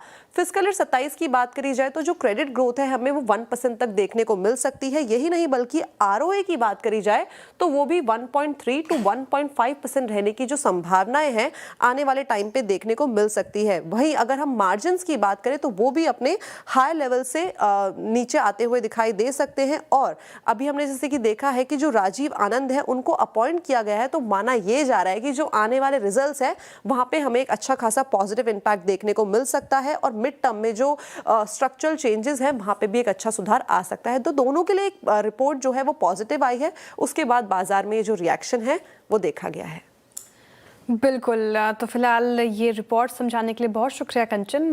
कमीशन कट के बावजूद पीबी फिनटेक में अच्छी स्ट्रेंथ और इंडसइंड बैंक के जो ये मैनेजमेंट चेंज के बाद क्या कुछ हो रहा है वो भी तस्वीर साफ करने के लिए शुक्रिया। इन दोनों पे समझूंगी हमारे पैनल का भी राय क्या है और मत क्या है, लेकिन उससे पहले 4 का चौका भी लेना जरूरी है। 4 का चौका का टीजर आपके लिए सस्ता ऑप्शन माना जायसवाल जी से लेंगे, राजेश सातपति जी के पास जाएंगे एफएनओ सुपरस्टार के लिए, चार्ट का चमत्कार के लिए हमारे साथ हैं कविता जैन जी और मिड कैप फंडा नीरव वोरा जी से लेंगे। तो शुरुआत कीजिए सस्ता ऑप्शन माना जायसवाल जी, क्या चुन रहे हैं? तो देखिए सस्ता ऑप्शन के लिए हिंडाल्को के ऑप्शन में खरीदारी करनी है। स्टॉक ने अपने 10 and 20 डे मूविंग एवरेज को रीगेन कर लिया है। तो जो 940 वाला कॉल ऑप्शन है हिंडाल्को का 8 रुपए 10 पैसे पे ट्रेड हो रहा है। इसमें खरीदारी करने की राय रहेगी। 4 रुपए के स्टॉप लॉस से खरीदारी करेंगे और 20 रुपए की टारगेट सेट करेंगे। ओके, सस्ता ऑप्शन माना जी का हिंडाल्को का 940 का कॉल ऑप्शन फरवरी का। अब एफएनओ सुपरस्टार पिक करते हैं राजेश सतपुते जी से। राजेश जी आप क्या पिक कर रहे हैं?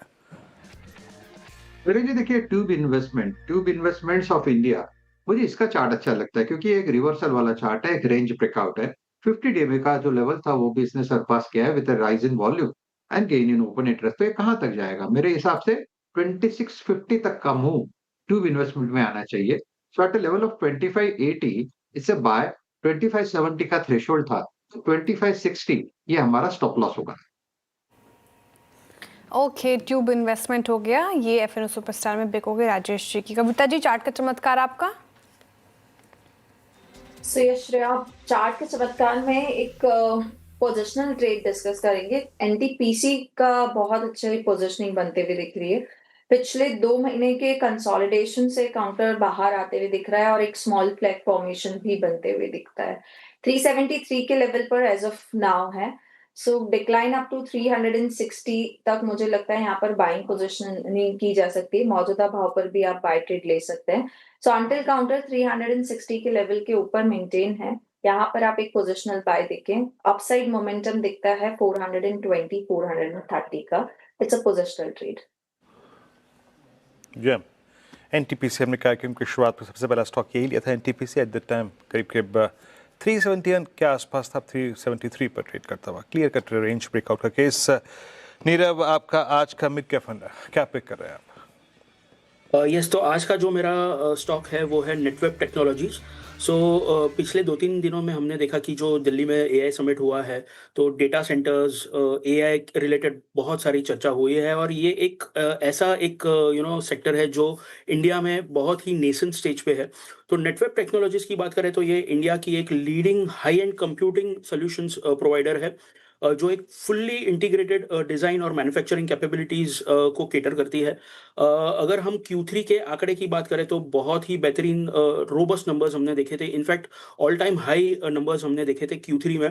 रेवेन्यू कुछ सालाना तौर पे 140% से बढ़कर के आया था। एबिटा मार्जिन्स में भी बहुत ही अच्छी बढ़ोतरी देखी थी। ऑर्डर बुक बहुत स्ट्रांग है, प्लस जो ओवरऑल गवर्नमेंट का भी जो फोकस है एआई को लेकर के, डेटा सेंटर्स को लेकर के, इंडिया में बहुत सारे स्टेट्स में भी एआई डेटा सेंटर्स के फैसिलिटीज डेवलप होंगे। तो कहीं ना कहीं हमें लग रहा है कि Netweb will be one of the biggest beneficiary. So हमें लग रहा है कि अगर 6 से 8 महीने का व्यू है तो इसमें इन्वेस्ट करना चाहिए और 15 से 16% का एक अपसाइड आप देख सकते हो। 4200 का एक टारगेट प्राइस लेकर के आप इसमें निवेश कर सकते हो। नेटवेब मिड कैप फंडा में पसंद आ रहा है नीरव जी को, तो ये 4 का चौका का ट्रेड ले लिया हमने। फटाफट से रिकैप सस्ता ऑप्शन के साथ हमने शुरुआत की थी। मानस जी ने सुझाया था सस्ता ऑप्शन में हिंडाल को 940 का आपको कॉल लेना है, 20 की टारगेट देख रहे वो, स्टॉप लॉस 4 का लगाना है। फिर सुपरस्टार के लिए हम गए राजेश सातपुते जी के पास और उन्होंने सुझाया ट्यूब इन्वेस्टमेंट्स, फ्यूचर्स में खरीदारी की राय। 2700 का टारगेट देख रहे हैं वो, 2560 का लगाना है स्टॉप लॉस। चार्ट के चमत्कार के लिए एनटीपीसी पसंद आ रहा है कविता जैन जी को, कह रही हैं कि चार्ट्स काफ़ी स्ट्रांग है, तो 420 के टारगेट एक्सपेक्टेड हैं, 360 का स्टॉप लॉस लगाना है। और अभी 4 का चौका में मिड कैप फंडा के लिए नीरव वोरा जी ने चुना नेटवेब, यहाँ पर खरीदारी की राय 4200 के टारगेट एक्सपेक्टेड हैं। तो ये फिलहाल हो गया 4 का चौका की बात। और एक बार इंडिसेस फिर से देख लेते हैं। 170 अंक ऊपर, 25624 के लेवल पर निफ्टी, बैंक निफ्टी में स्ट्रेंथ, मिड कैप और स्मॉल कैप भी ठीक ठाक ही परफॉर्म कर रहा है। अब एडवांसेस देखें तो ज़्यादा बेहतर पोजीशन पे। अच्छा, पॉलिसी बाजार का जिक्र हो रहा था और मैं समझना चाह रही थी चार्ट्स पे कैसे प्लेस्ड है पॉलिसी बाजार। कमीशन कट के बावजूद देखें तो एक अच्छी तेज़ी देखने को मिली है यहाँ पर 1521 के लेवल पर। पंकज रांदड़ जी, पीबी फिनटेक देखें चार्ट, बताएं चेज करना चाहिए इसको? जी डेफिनेटली, ये जो रिसेंट डेवलपमेंट है उसके बाद में काउंटर ने एक बेस बनाया हुआ है जो कि 1460 की रेंज का है। कल का लो भी मोरलेस 1460 के आसपास का ही था और वहां से एक बढ़िया बाउंस दिया है। वॉल्यूम एक्टिविटी जो है वो करीब करीब 1.5 गुना से ज्यादा पिछले दिन के मुकाबले ज्यादा है। मुझे लगता है कि काउंटर में मोमेंटम राइड करना चाहिए। 1560 और 1580 रुपए तक के टारगेट्स इसके अंदर देखने मिल सकते हैं। अच्छा लग रहा है चार्ट पर, 1560 तक के टारगेट एक्सपेक्टेड हैं, तो रडार पे रखिए पॉलिसी बाजार, पीबी फिनटेक। अच्छा, एक इम्पॉर्टेंट डेवलपमेंट जो सीएनबीसी आवाज़ पर आपने सबसे पहले देखी होगी 10:30 के दौरान आई थी। भारत ने अमेरिका के साथ पैक्स सिलिका में शामिल होने का करार किया है, लेकिन सवाल अहम ये है कि पैक्स सिलिका है क्या और इससे क्या फ़ायदे होंगे, इसको डिटेल में समझते हैं। और समझाने के लिए कंचन मौजूद हैं। कंचन, गुड आफ्टरनून। पैक्स सिलिका क्या है और इस करार से भारत को कैसे फ़ायदा होगा, ये बताइए। जी, पैक्ट से लेकर जो आज हमने एक पैक्ट साइन होते हुए देखा है यूएस और इंडिया के बीच में, ये काफी बड़ी इंपॉर्टेंट डेवलपमेंट है इंडिया के लिए। अगर इसे बेसिक तरीके से इस टाइम पे समझा जाए तो ये एक यूएस लेड स्ट्रैटेजिक अलायंस है जो क्रिटिकल मिनरल, साथ में सेमीकंडक्टर और एआई इंफ्रास्ट्रक्चर की जो सिक्योर सप्लाई है उसकी चेन बनाने के लिए काम आती है। देखिए, इसका मकसद है कि जो ग्लोबल डिपेंडेंस है उस पर हमारे को थोड़ा सा निर्भरता अपनी कम करनी होगी, खासकर अगर हम बात करें चाइना की, क्योंकि हम चाइना से देखते हैं कि डिपेंडेंसी जो रेयर अर्थ मेटल्स को लेके है वो काफी ज्यादा है, ताकि वहां से जो डिपेंडेंसी है उसको लोअर साइड पे लेके जाया सके। और अगर हम ये बात करें इस इनिशिएटिव की, तो ये दिसंबर में वॉशिंगटन डीसी में लॉन्च हुआ था। इसके साथ देखिए, इंडिया के साथ साथ 12 कंट्रीज ऐसी है जो इस पैक्ट में शामिल है। अगर कंट्रीज का नाम देखें तो America, Australia, Greece, Netherland, Israel, Japan, और ये सारी ही कंट्रीज इस टाइम पे इंडिया के साथ है जो इस पैक्ट में शामिल है। अब अगर इसकी ग्लोबल इंपॉर्टेंस समझी जाए तो ग्लोबली भी इसकी इंपॉर्टेंस काफी ज्यादा है। हम देख रहे हैं कि जो सेमीकंडक्टर है, जो रेयर अर्थ मेटल्स है, उसकी जो तवज्जो है कितनी ज्यादा है। चाहे हम बात करें इलेक्ट्रॉनिक्स की, ईवीज की, डिफेंस की, इस सभी जगह पे जो सप्लाई चेन है उसकी जो डिसरप्शन है उसको कम करता है। यूनाइटेड स्टेट और साथ में जो पार्टनर्स इस टाइम पे मैंने आपको गिनवाए थे, उसकी जो साथ में ट्रस्टेड टेक्नोलॉजी नेटवर्क है उसको बनाने में काम करता है। क्रिटिकल मिनरल्स और साथ में चिप टेक्नोलॉजी का जो बेटर एक्सेस है वो कंट्री वाइज सबको प्रोवाइड करता है। और सबसे इंपॉर्टेंट चीज जो हमारी इकोनॉमी है इस टाइम पे ऑयल बेस्ड है, उसको ये शिफ्ट करता है silicon plus AI driven economy की तरफ। लेकिन इंपॉर्टेंट क्वेश्चन ये आता है कि ग्लोबली तो इतनी इंपॉर्टेंस है, लेकिन इंडिया की अगर बात करी जाए तो इंडिया के लिए ये इतना ज्यादा इंपॉर्टेंट क्यों है? देखिए, हम जानते हैं कि जो रेयर इंपोर्ट है वो चाइना पे, इससे हमारी जो डिपेंडेंसी है वो कम होती हुई दिखाई देगी। इंडिया के इलेक्ट्रॉनिक्स और सेमीकंडक्टर मैन्युफैक्चरिंग को अच्छा खासा बूस्ट मिलेगा। एडवांस टेक्नीशियन जैसे कि जापान और नेदरलैंड के साथ जो पार्टनरशिप है वो भी हमें काफी ज्यादा मजबूत होती हुई दिखाई देगी। यही नहीं बल्कि डोमेस्टिक सेमीकंडक्टर और क्रिटिकल मिनरल इनिशिएटिव को और भी ज्यादा मजबूती मिलेगी।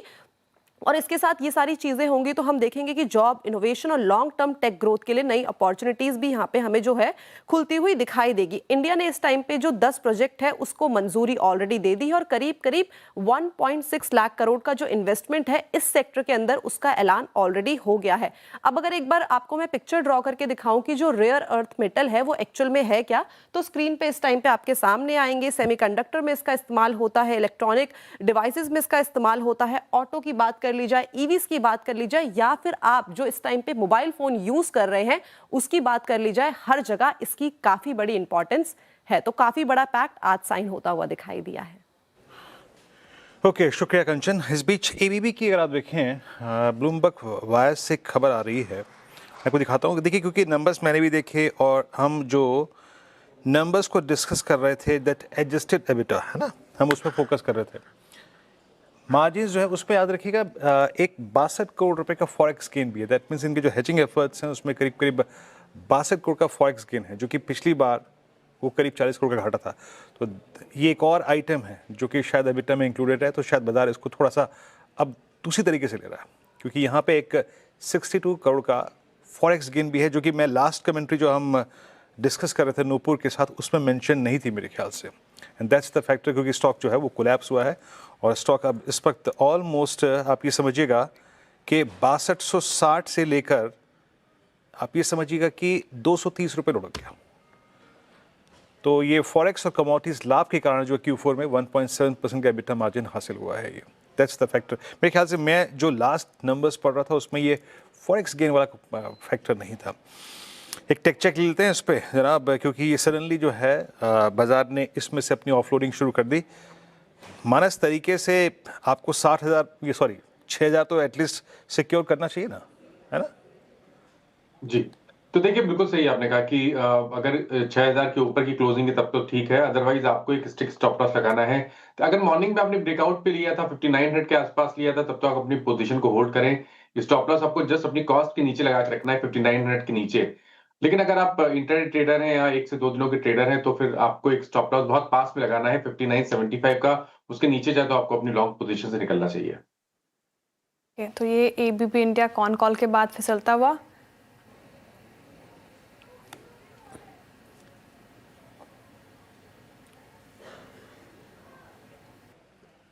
ओके, हाँ, तो ये अगर आप देखें एबीबी पे आपका इम्पैक्ट, ये देखिए अब ये थोड़ा जो बाजार तथ्य मान के चल रहा था वहाँ से थोड़ा डेविएट कर चुका है। अगर आप देखें इस वाई से जो खबर आई है उसके बाद, और 6003 लीजिए 6000 भी टूट गया आपकी स्क्रीन पे, तो एटलीस्ट आपका जो, अगर आप इंट्राडे में भी चेस कर रहे थे तो इसको आपको देखिए श्रेया, सिर्फ दो फ्लैशेस आए और कहानी कहाँ से कहाँ 250 रुपये स्टॉक को करेक्ट हो गया हार लेवल से।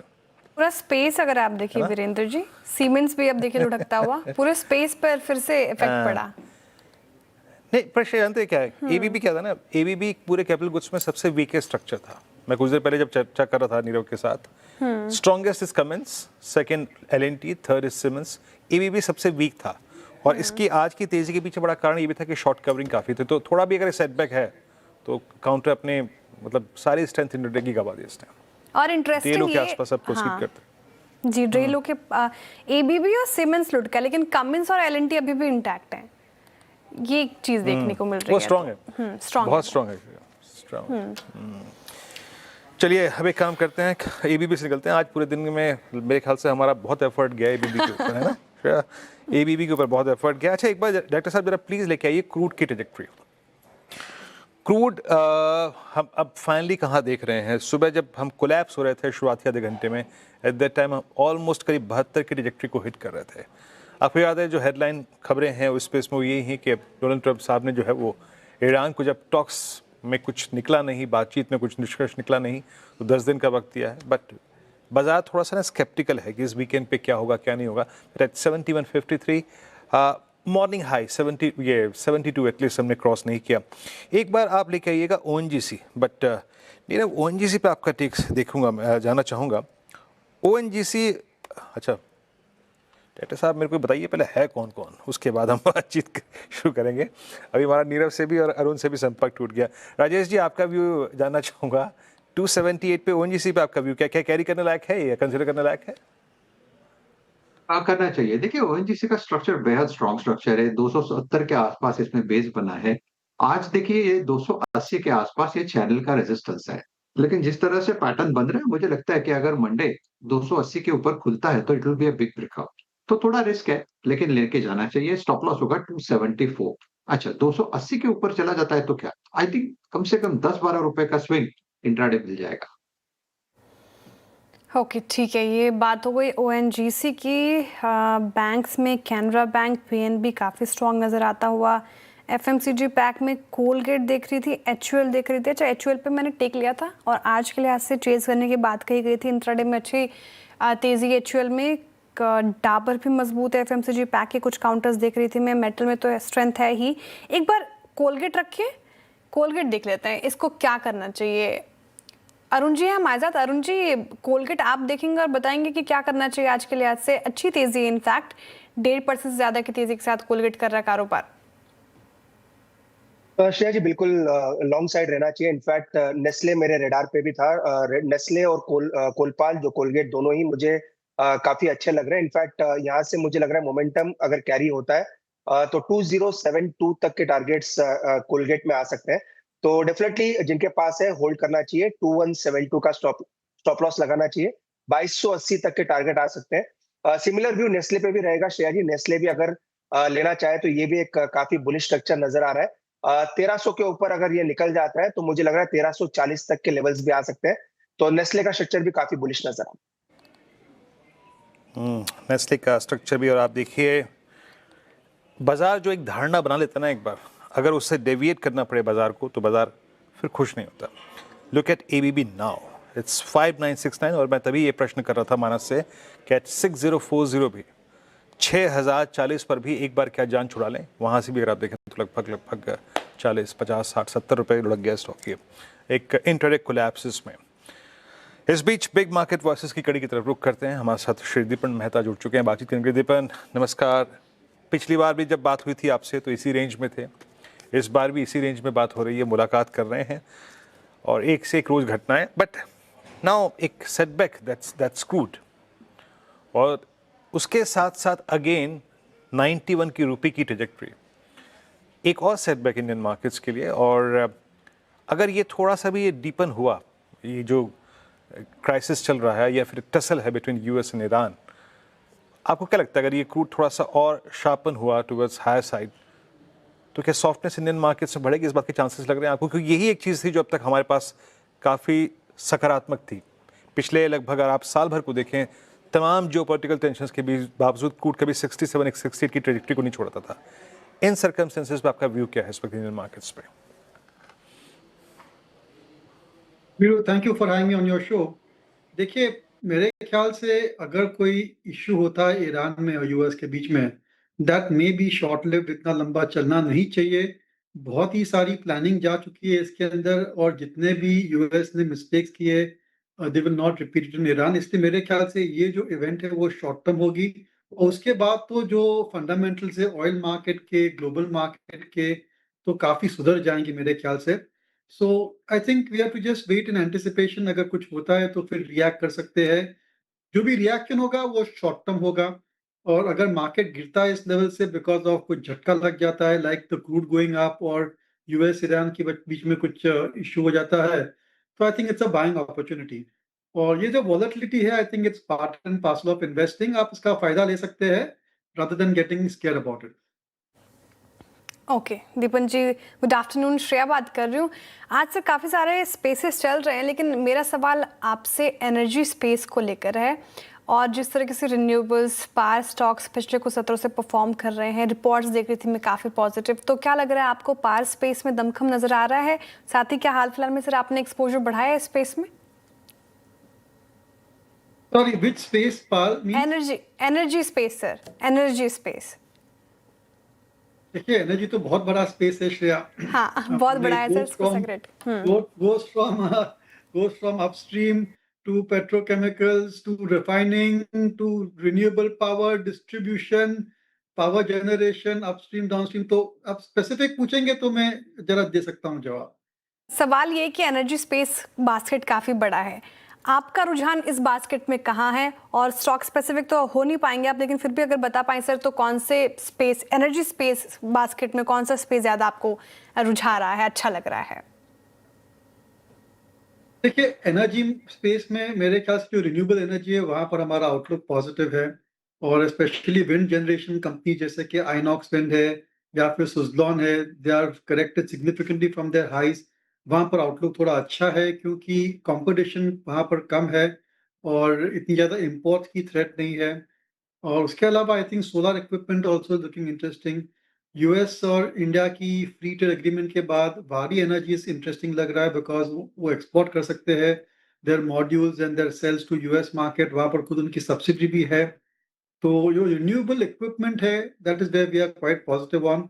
दूसरी बात यह है जो डिस्ट्रीब्यूशन इक्विपमेंट में कंपनीज एंगेज्ड है, ट्रांसफार्मर्स से लेके cables, conductors, I think all of those also look very interesting to us, जैसे कि केस इंटरनेशनल है, कल्पतरु है, ट्रांसरेल है, फिर अपार इंडस्ट्रीज है। तो these are the kind of companies that we would like to be focused on. और ये जो data center, rapid urbanization, real estate की जो ग्रोथ हो रही है, इसकी वजह से इलेक्ट्रिसिटी की डिमांड अच्छी रहनी चाहिए।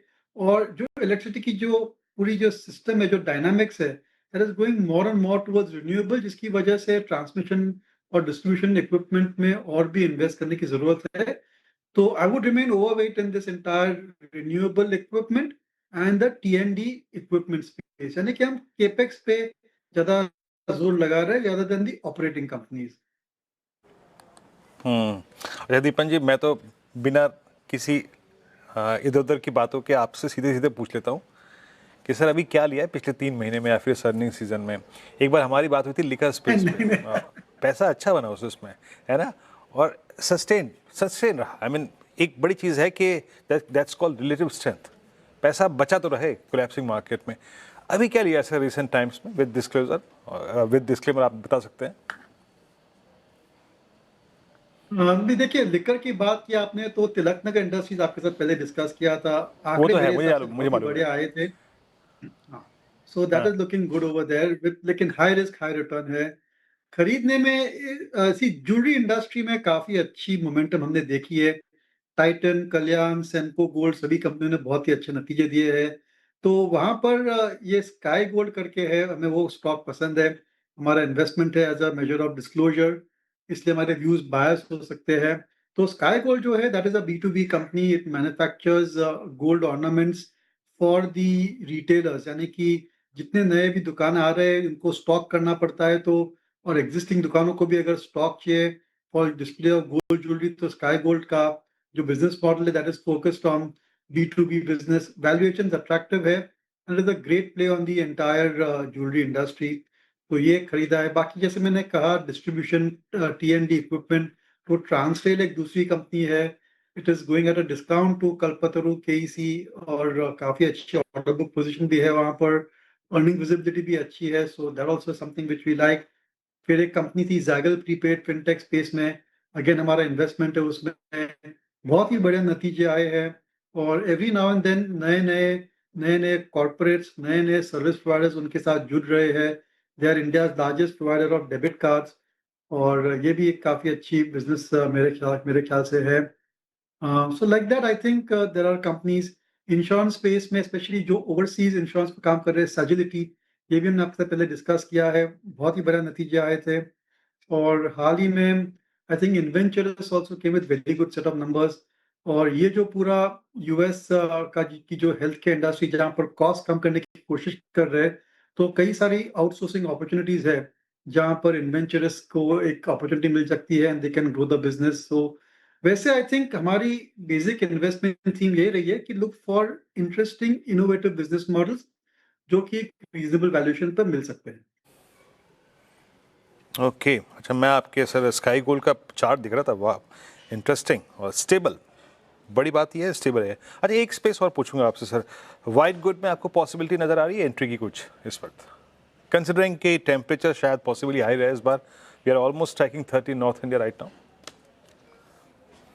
नहीं वीरू, वाइट गुड्स पर एक ही company LG equipment, again disclosure हमारा इन्वेस्टमेंट है, रिकमेंडेशन है, खराब नतीजे आए थे, I agree, the management has explain के रिजल्ट्स वर बैड, किस कारण की वजह से, GST हो, डी स्टॉकिंग हो, पुअर मॉनसून था, लेकिन LG इज वन कंपनी जो कि मल्टी प्रोडक्ट है, टेलीविजन भी करती है, रेफ्रिजरेटर भी करती है, एयर कंडीशनर भी करती है, एंड पूरा जो उनका ब्रांड है, डिस्ट्रीब्यूशन है, टेक्नोलॉजी है, मैन्युफैक्चरिंग है, सभी चीजें का एक्सेस अच्छा है, they are the strengths of the company. और अगर उसकी वैल्यूएशन हम कंपेयर करेंगे to the other white good players, तो मेरे हिसाब से काफी रीजनेबल है, इंडिया की लार्जेस्ट वाइट गुड कंपनी है, डिसेंट कॉर्पोरेट गवर्नेंस स्टैंडर्ड्स। तो अगर आपके पास 3 से 5 साल का व्यू है, तो definitely I would consider LG electronics, they very positive, again हमारे व्यूज बायस हो सकते हैं क्योंकि हमारा इन्वेस्टमेंट है वहां पर, but because of its multi product nature it is quite superior. और इस बार अगर समर बहुत ही गर्म हुआ, मैंने गर्मी की सीजन बहुत ही खराब रहेगी, ऑफ कोर्स हम तो सफर करेंगे ही है, लेकिन ये जो air conditioning companies including LG है, या वोल्टास, ब्लू स्टार, एक सिंफनी करके एक कंपनी है, आई थिंक 2-3 साल से there has been something going wrong in the weather pattern, जिसकी वजह से इन कंपनियों की फुल पोटेंशियल हम नहीं देख पा रहे। तो as a measure of I would say even for trading point of view, 3-4 महीने में I think these white good and air conditioning companies can do very well. Okay Deepan ji, अब ये क्योंकि IT स्पेस चर्चा का विषय तो बना ही हुआ है फरवरी के महीने में, और जिस तरीके से गिरावट देखने को मिली, और अब जो खबरें आ रही हैं, पहले तो इन्फोसिस का एंथ्रोपिक के साथ पार्टनरशिप, फिर TCS का OpenAI के साथ पार्टनरशिप, उसने भी IT में जोश नहीं भरा, और बिकवाली आज भी हावी देखिए 1% से ज़्यादा गिरा हुआ है इंडेक्स।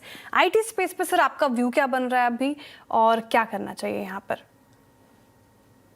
देखिए IT स्पेस को बेचने का समय चला गया है, आफ्टर इतना बड़ा करेक्शन आ गया है, वैल्यूएशंस अब जो सभी IT कंपनीज की है 18-19 times trailing 12 month P multiple पे आ गए हैं, तो इस लेवल पर they are like value picks, तो बेचने का टाइम तो चला गया है। खरीदने के लिए थोड़ी हमें कुछ ऐसी राह चाहिए, ऐसी कुछ न्यूज़ चाहिए कि ठीक है, ये जो आर्टिफिशियल इंटेलिजेंस है that will not completely disrupt their model, और अगले 3-4 साल में भी they will be able to manage this new disruptive force और उनका फायदा ले सकेंगे। और ये जो सिग्नल है उसके लिए हम रुके हुए हैं। और दूसरी बात मेरे माइंड में ये भी आ रही है कि ये जो AI की डिस्ट्रप्शन है that is a opportunity and a disruption, इसलिए पूरे IT स्पेस को हमें थोड़ा बहुत ही केयरफुली इस बेसिस पे इवैल्यूएट करना पड़ेगा कि ये जो आईटी कंपनी है, are they really riding the wave of artificial intelligence, या फिर आर दे बीइंग डिसरप्टेड, उनका बिजनेस मॉडल, उनके ऑर्डर्स, रेवेन्यूज पर नेगेटिव इफेक्ट आ रहा है। तो बहुत ज्यादा कंफ्यूजन है, बहुत अनसर्टेनिटी है। तो एक बार तो खरीदने के तो रुक जाइए, और बेच नहीं सकते at these valuation. So it is just kind of a wait and watch, पर इंटरेस्टिंग स्पेस है। और if you can have early edge की सिग्नल क्या होने वाला है, तो बहुत बड़े रिटर्न बन सकते हैं। तो अभी तो ग्रे रहेंगे, वेट एंड वॉच की सलाह, लेकिन कई सारी तस्वीर साफ होनी बाकी है। बहुत शुक्रिया दीपन जी आज हमारे साथ जुड़ने के लिए और सवालों के जवाब देने के लिए। सर बहुत शुक्रिया आपके वक्त के लिए। अच्छा, आप क्लोजिंग तरफ बढ़ रहे हैं और निफ्टी लेकर आइए स्क्रीन पर। 115 अंक ऊपर और 25,572 के लेवल पर निफ्टी। बैंक निफ्टी भी रख देते हैं 428 अंकों की तेजी के साथ क्लोज होने की तैयारी कर रहे हैं। बैंक निफ्टी में तो clearly strength. Virendra ji, Nifty ने भी ठीक ठाक परफॉर्मेंस दिखाई है फ्राइडे के सेशन में। अब वही व्यू रहेगा आपको over the weekend Nifty carry नहीं करना? बिल्कुल, शायद देखिए अगर देखिए आपने जब हम बात करें 2 बजे कितने बात हुई थी 610 पे, कुछ मत करिए, है ना, कुछ नहीं मिलेगा यहाँ से। 20 पॉइंट ऊपर गया, 30 पॉइंट नीचे आ गया, कुछ नहीं मिलेगा यहाँ से। अभी भी यही व्यू है। शायद देखिए अगर हमें एक बार डायरेक्टर साहब फिर बेसमेंट रखिएगा, अगर इस बाजार को कोलैप्स होना है मंडे मॉर्निंग को, तो इसको 371 को वायलेट करना पड़ेगा, और जब वायलेट होगा तो दुनिया भर को शॉर्टिंग की अपॉर्चुनिटी मिलेगी। और अगर इसे स्ट्रांग होना है तो इसको एक फर्म क्लोज देना पड़ेगा। मैं आपको निफ्टी पे एक लेवल देता हूँ। निफ्टी आपकी स्क्रीन पे अभी करीब करीब 55,570 पे ऑलमोस्ट क्लोज होने की तैयारी कर रहा है। हमको एक बार फिर से रीगेन करना पड़ेगा एटलीस्ट आप ये समझिएगा कि 660 670 ऑन द हायर साइड। अगर ये क्लोजिंग 670 के ऊपर आई होती, जो आज का स्विंग हाई है, तो आप कहते भी क्यों? 670 is the last due average, that is 50 day exponential average. तो ना आप 670 के ऊपर बंद हो रहे हैं, ना फिर आप 371 के नीचे बंद हो रहे हैं। तो कोई अगर आप देखें तो यहाँ पे लॉजिक नहीं है जिसके सहारे आप कहें कि आप इसे शॉर्ट करके जाइए, या फिर कोई लॉजिक नहीं है जिसके सहारे आप ये कहें कि आप इसे लॉन्ग करके जाइए। और रही बात दूसरी बात निफ्टी बैंक पे, हालांकि आपको इंट्राडे में भी इतने अच्छे स्विंग्स मिले, but still if you are carrying, you can carry in principal. Put writers भी हैं, सारे एवरेजेस भी हैं, उनके ऊपर भी आप क्लोज हो रहे हैं। पीएसयूज बैंक अभी भी स्ट्रांग है। सो शायद निफ्टी बैंक लॉजिकली बनता भी है, but Nifty is still doubtful. इसको बड़े एवरेज को रीगेन करना है। सो नो ट्रेड, कोई पोजिशंस कैरी मत कीजिए, गो न्यूट्रल ऑन निफ्टी शेयर। जी, तो ये रणनीति हो गई निफ्टी और बैंक निफ्टी की। हाँ, ये समझ लिया हमने करना क्या है वीकेंड में, और मंडे फिर जब आएंगे वापस तो फिर से लेंगे फ्रेश व्यू। लेकिन अब हमारे पैनल क्या पिक कर रहे हैं स्टॉक स्पेसिफिक, वो समझ लेते हैं। बीटीएसटी और एसटीबीटी ट्रेड्स लेना शुरू करते हैं। कविता जी, शुरुआत आपसे बताइए, क्या कैरी करेंगे मंडे के लिए? तो श्रेया, पीएसयू बैंक से ही बैंक ऑफ इंडिया लेकर जाएंगे। 171 के लेवल पर क्लोजिंग देते हुए है काउंटर। अपसाइड मूव जो बनना चाहिए वो 177 180 के प्राइस मूव बनने चाहिए। स्टॉप लॉस मेंटेन करना चाहिए 169 का। ओके, बैंक ऑफ इंडिया 171 पे, पीएसयू बैंकों पे हमारे पैनल का कन्विक्शन है। मानस आपका ट्रेड मंडे मॉर्निंग के लिए? देखिए, कोई नया पिक नहीं है, लेकिन जो ऑप्शन में ट्रेड दिया था हिंडाल्को पे, उसी के फ्यूचर में खरीदारी करके जाएंगे एज ए बीटीएसटी भी। 919 रुपए के स्टॉप लॉस से खरीदारी करने की राय रहेगी, और 960 रुपए की टारगेट्स पॉसिबल है। ठीक है, ये हिंडाल्को के मानस जी के पिक। अमित सेठ जी, आप क्या कैरी करेंगे मंडे के लिए? शेयर ही सेम ही रहेगा। 2 o'clock का कन्विक्शन यहीं पे है, कैनरा बैंक में, पीएसयू बैंक में। मार्केट थोड़ी सी वॉलेटाइल है तो स्ट्रेंथ के साथ ही जाना चाहूंगा। डेज हाई पे बंद हो रहा है। 151 का स्टॉप लॉस रहेगा और टारगेट्स 160 के रहेंगे। ओके, कैनरा बैंक। राजेश सतपुते जी, आपका ट्रेड? वीरेंद्र जी, देखिए प्रेस्टीज एस्टेट में सेल करके जाएंगे। 1500 के नीचे जो सेल करना है, सुबह मैंने इस पे बात की थी कि 1500 के नीचे बेचना है। 1506 का टॉप बना के फिर से नीचे आया, तो हमारा जो स्ट्रक्चर रखा था वो इंटैक्ट है। 1520 का stop loss, Prestige Estate is a sell. इसका जो टारगेट दिखता है वो है करीबन 1440 से लेके 1420 का। प्रेस्टीज एस्टेट, ये एसटीबीटी हो गई। अरुण जी, आपकी साइड है बीटीएसटी एसटीबीटी? श्रेया जी, बीटीएसटी के साथ ही जाना चाहूंगा। वोल्टास के ऊपर क्लियर ब्रेकआउट है। 1520 का जो ब्रेकआउट हुआ था उसको रिटच भी वापस स्टॉक ने किया है। मुझे लग रहा है यहाँ से नेक्स्ट लेग ऑफ रैली शुरू होनी चाहिए। करंट लेवल पे बाई करने की सलाह है। 1534 का स्टॉप लॉस लगा के बाई करें।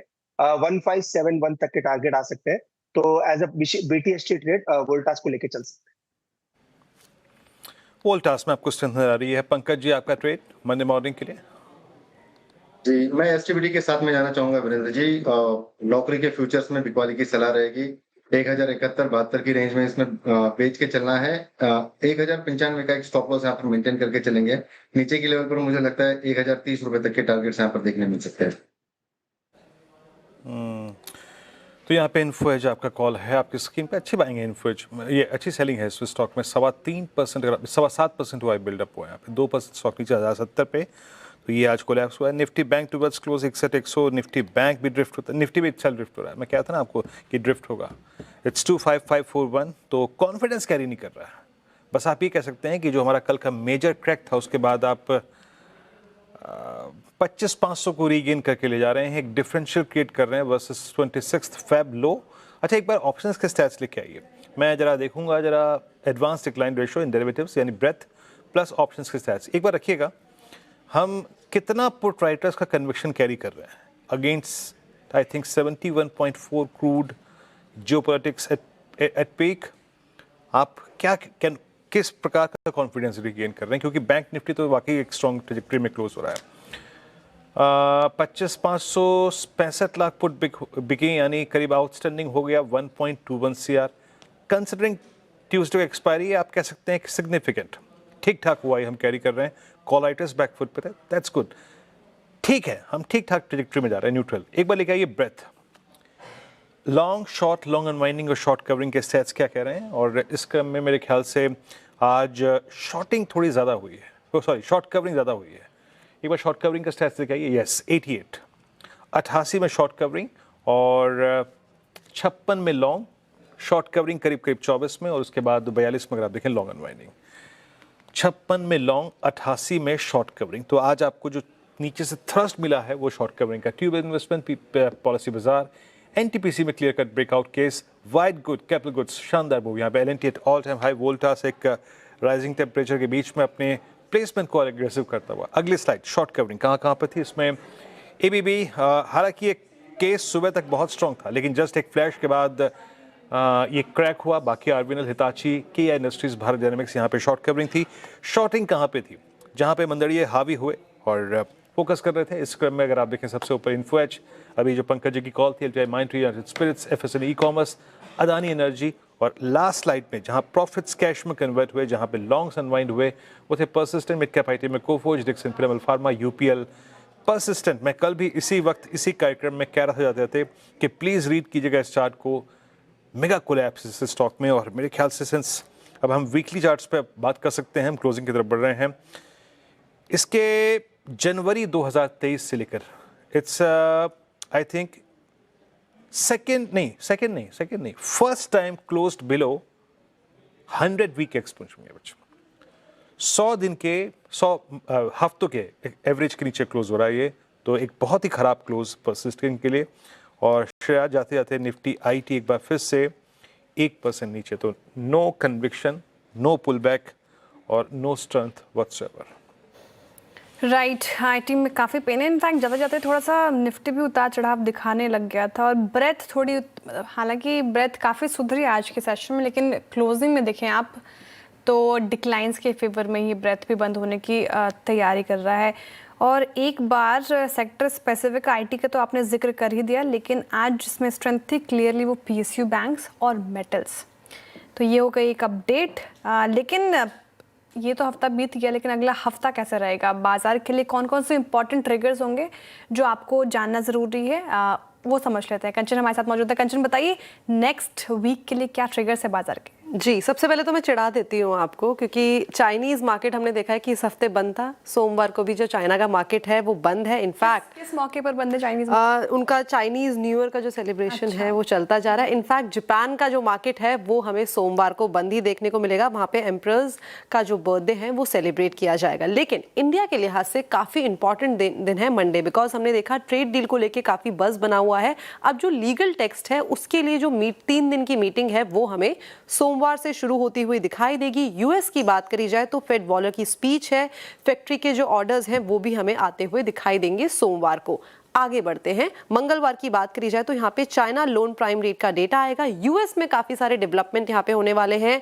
एचपीआई कॉम्पोजिट का डेटा, एफओएमसी मेंबर की जो स्पीच है वो भी इसी दिन इन लाइन है। House price index, in fact CB consumer confidence का डेटा भी आपको मंगलवार को ही आता हुआ दिखाई देगा। 25 फरवरी यानी कि वेंसडे, यहाँ पे यूएस प्रेसिडेंट ट्रम्प की जो स्पीच है वो लाइन है, तो काफी इंपॉर्टेंट ये दिन होने वाला है। और बैंक ऑफ जापान का भी कोर सीपीआई का डेटा यहीं आता हुआ दिखाई देगा। थर्सडे की बात करी जाए तो यूएस में इनिशियल जॉबलेस क्लेम का जो डेटा है वो आएगा। और अगर स्टॉक मार्केट के लिहाज से बात करी जाए तो यहाँ पे एंजल 1 का आपको स्प्लिट होता हुआ दिखाई देगा 1:10 में। 27 फरवरी यानी कि फ्राइडे की बात करी जाए तो जापान, यहाँ पे जापान के अंदर देखें तो इंडस्ट्रियल प्रोडक्शन का मंथ ऑन मंथ का डेटा आएगा। इंडिया के अंदर बात करी जाए तो जीडीपी का क्वार्टरली डेटा आएगा। और यूएस की बात करी जाए तो यहाँ पे पीपीआई का डेटा और शिकागो पीएमआई का डेटा आएगा। यहाँ पे सैटरडे भी काफी ज्यादा इंपॉर्टेंट होने वाला है, बिकॉज इंडिया के अंदर यहाँ पे cumulative industrial data, industrial production और फेडरल फिस्कल डेफिसिट का डेटा आने वाला है। तो अगला हफ्ता भी काफी इंपॉर्टेंट है, काफ़ी इंपॉर्टेंट है, एक्शन पैक रहने वाला है। शुक्रिया कंचन जानकारी के लिए। तो सारे इवेंट्स पर रखेंगे नज़र। लेकिन एंजल 1 का स्टॉक स्प्लिट बताया आपने, तो 1:10 रेशियो, राइट, वो होने वाला है। एक बार एंजल 1 का रखिएगा स्क्रीन पर चार्ट, और डेज लो के आसपास ही क्लोज होने की तैयारी। इनफैक्ट आज का शायद से लास्ट पॉसिबली चार्ट चेक लेना चाहूँगी। Pankaj ji, angel 1 stock split से पहले कुछ कर सकते हैं इसमें? जी, मेरा जो इसके ऊपर का टेक रहेगा, मैं कह रहा हूँ यहाँ पे थोड़ा ये अवॉइड करना चाहिए फिलहाल के लिए, बिकॉज जिस तरीके से इस डे लोज के ऊपर ये बंद हो रहा है, हो सकता है कि ये थोड़ा ड्रैगिंग साइड में थोड़ा ज्यादा रहे, तो कोई हिम्मत नहीं करनी चाहिए फिलहाल के तौर पर। अवॉइड लिस्ट में डालें। एंजल 1 पे फिलहाल काफी कमजोर चार्ट्स पे नजर आ रहा है, लेकिन क्लियरली पीएसयू बैंक स्ट्रेंथ के साथ बंद होने की तैयारी। एसबीआई डेज हाई पर, एसबीआई लाइफ भी, लाइफ फ्यूचर स्पेस से पिछले कुछ सत्रों में हमने अच्छी रौनक देखी। सिप्ला, सन फार्मा, तो फार्मा स्पेस में भी अच्छी बाइंग थी। ऑटो स्पेस से बजाज ऑटो स्ट्रेंथ के साथ क्लोज होने की तैयारी कर रहा है। पावर सेक्टर, एनर्जी स्पेस से हमने चर्चा की थी सुबह। एनटीपीसी की, एनटीपीसी शानदार क्लोज दिखाता हुआ।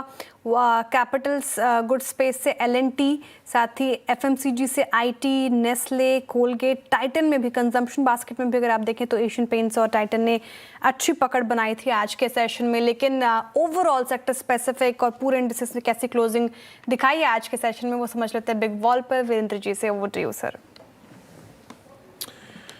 श्रेया, चलिए इस क्लोजिंग को देखते हैं। और आपके स्क्रीन पे 25566 में वीकली चार्ट्स को जरा एक बार फॉर्मेशन देखा था कि वीकली क्या कह रहा है। Not so good, not so bad. और सेंसेक्स करीब 82,791 पे, एडवांस डिक्लाइन रेशो आज इवनली पॉइज्ड रहा।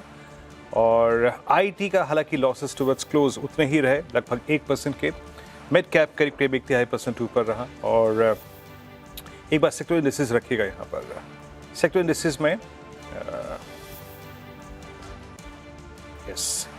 ये स्मॉल कैप बैकफुट पे थे, करीब 0.17% नीचे। और ये रहे सेक्टर इंडिसेस आपकी स्क्रीन पर। बैंक्स एक रीजनेबल पुल बैक था। फाइनेंशियल्स में अगर आप देखें तो एक ठीक ठाक पुल बैक था। पीएसयू बैंक्स ने सबसे स्ट्रॉन्ग पुल बैक दिया, 0.2% ऊपर रीबिल्ड किया। निफ्टी बैंक को जिस इंडेक्स ने, that's Nifty PSU bank index. Oil and gas index ठीक ठाक था। और आईटी द ड्रैगर, जिस शायद मेरे ख्याल से हम टुवर्ड्स क्लोज और अच्छी परिस्थिति में होते, बट शायद निफ्टी आईटी वो योगदान नहीं दे पाया। एफएमसीजी इंडेक्स 0.5% ऊपर रहा। इंडिया विक्स में फिर स्पर्ट था। और फार्मा बैकफुट पे था आज। लेके आइए अब जरा निफ्टी का ग्रिड एक बार निफ्टी को देखते हैं। और निफ्टी में क्या था जो स्ट्रॉन्ग था, निफ्टी में क्या था जो बैकफुट पे था। मेटल्स में एक शार्पनेस थी, मेटल्स। और आपकी स्क्रीन पर आएगा एक, दैट्स कैपिटल गुड्स। मेटल में हिंडाल्को। एनटीपीसी में एक बहुत ही शानदार ब्रेकआउट था। एलएनटी में अगर आप देखें बड़ा अच्छा मूव था, all time high. SBI life, then आपकी स्क्रीन पे कोल इंडिया, एचयूएल, इन सब में काफ़ी स्ट्रॉन्ग मूव रहा। पावर ग्रिड और ONGC, Tata steel, BL, Kotak Mahindra bank strong move देखे गए। बैकफुट पे क्या था, आईटी एक बार फिर से। टेक महिंद्रा, इन्फोसिस, एटर्नल में कोलैप्स था। ग्रासिम, एचएल टेक्नोलॉजीज, भारतीय रेलवे, इन सभी में काउंटर में कोलैप्स था। निफ्टी शट आपकी स्क्रीन पर। निफ्टी 25565 पे। निफ्टी बैंक आपकी स्क्रीन पे आएगा। निफ्टी बैंक 61,142, यानी सिंपली मीन्स कल के डैमेज के बाद फिर इसने अपने आप को रीबिल्ड किया एंड स्टिल सारे एवरेज के ऊपर। तो स्ट्रेंथ कैरी करता हुआ कल के दिन के बावजूद निफ्टी बैंक, लेकिन निफ्टी आईटी बैकफुट पे, निफ्टी सो श्रेया। बिल्कुल। तो निष्कर्ष निकाले वीरेंद्र जी तो फ्राइडे का सेशन ठीक ही रहा, कल के अगर बिकवाली से कंपेयर करें तो अंत भला तो सब भला। देखिए श्रेया, निफ्टी पे आप कह सकते हैं श्रेया, अगर मैं वीकली चार्ट्स को देखूं स्टिल डाउटफुल। अच्छा, एक शब्द का इस्तेमाल मैं करूं तो still doubtful. Nifty bank still strong, और निफ्टी आईटी के लिए यकीन मानिए श्रेया, हम वीकली चार्ट्स पे बहुत ही बुरी परिस्थिति में क्लोज हो रहे हैं। वर्स्ट केस आप समझिए, निफ्टी आईटी एक सरदर्द है विद निफ्टी आईटी, सरदर्द है, और मेरे ख्याल से आपको ये अगले हफ्ते भी टैकल करना पड़ेगा। बिल्कुल, पिछले कुछ हफ्तों से टैकल कर ही रहे, अगले हफ्ते भी ये आईटी से दर्द बना रह सकता है। खैर चलिए, इस सप्ताह का, इस वीक का अब समापन हो चुका है। अब सीधे मुलाकात होगी 2 दिन के बाद। Happy weekend to our viewers. Monday सुबह फिर से मिलते हैं मॉर्निंग पैनल में, सभी समीकरण लेकर हाजिर होंगे आपके सामने। तब तक के लिए दीजिए इजाजत और देखते रहिए CNBC आवाज़। नमस्कार।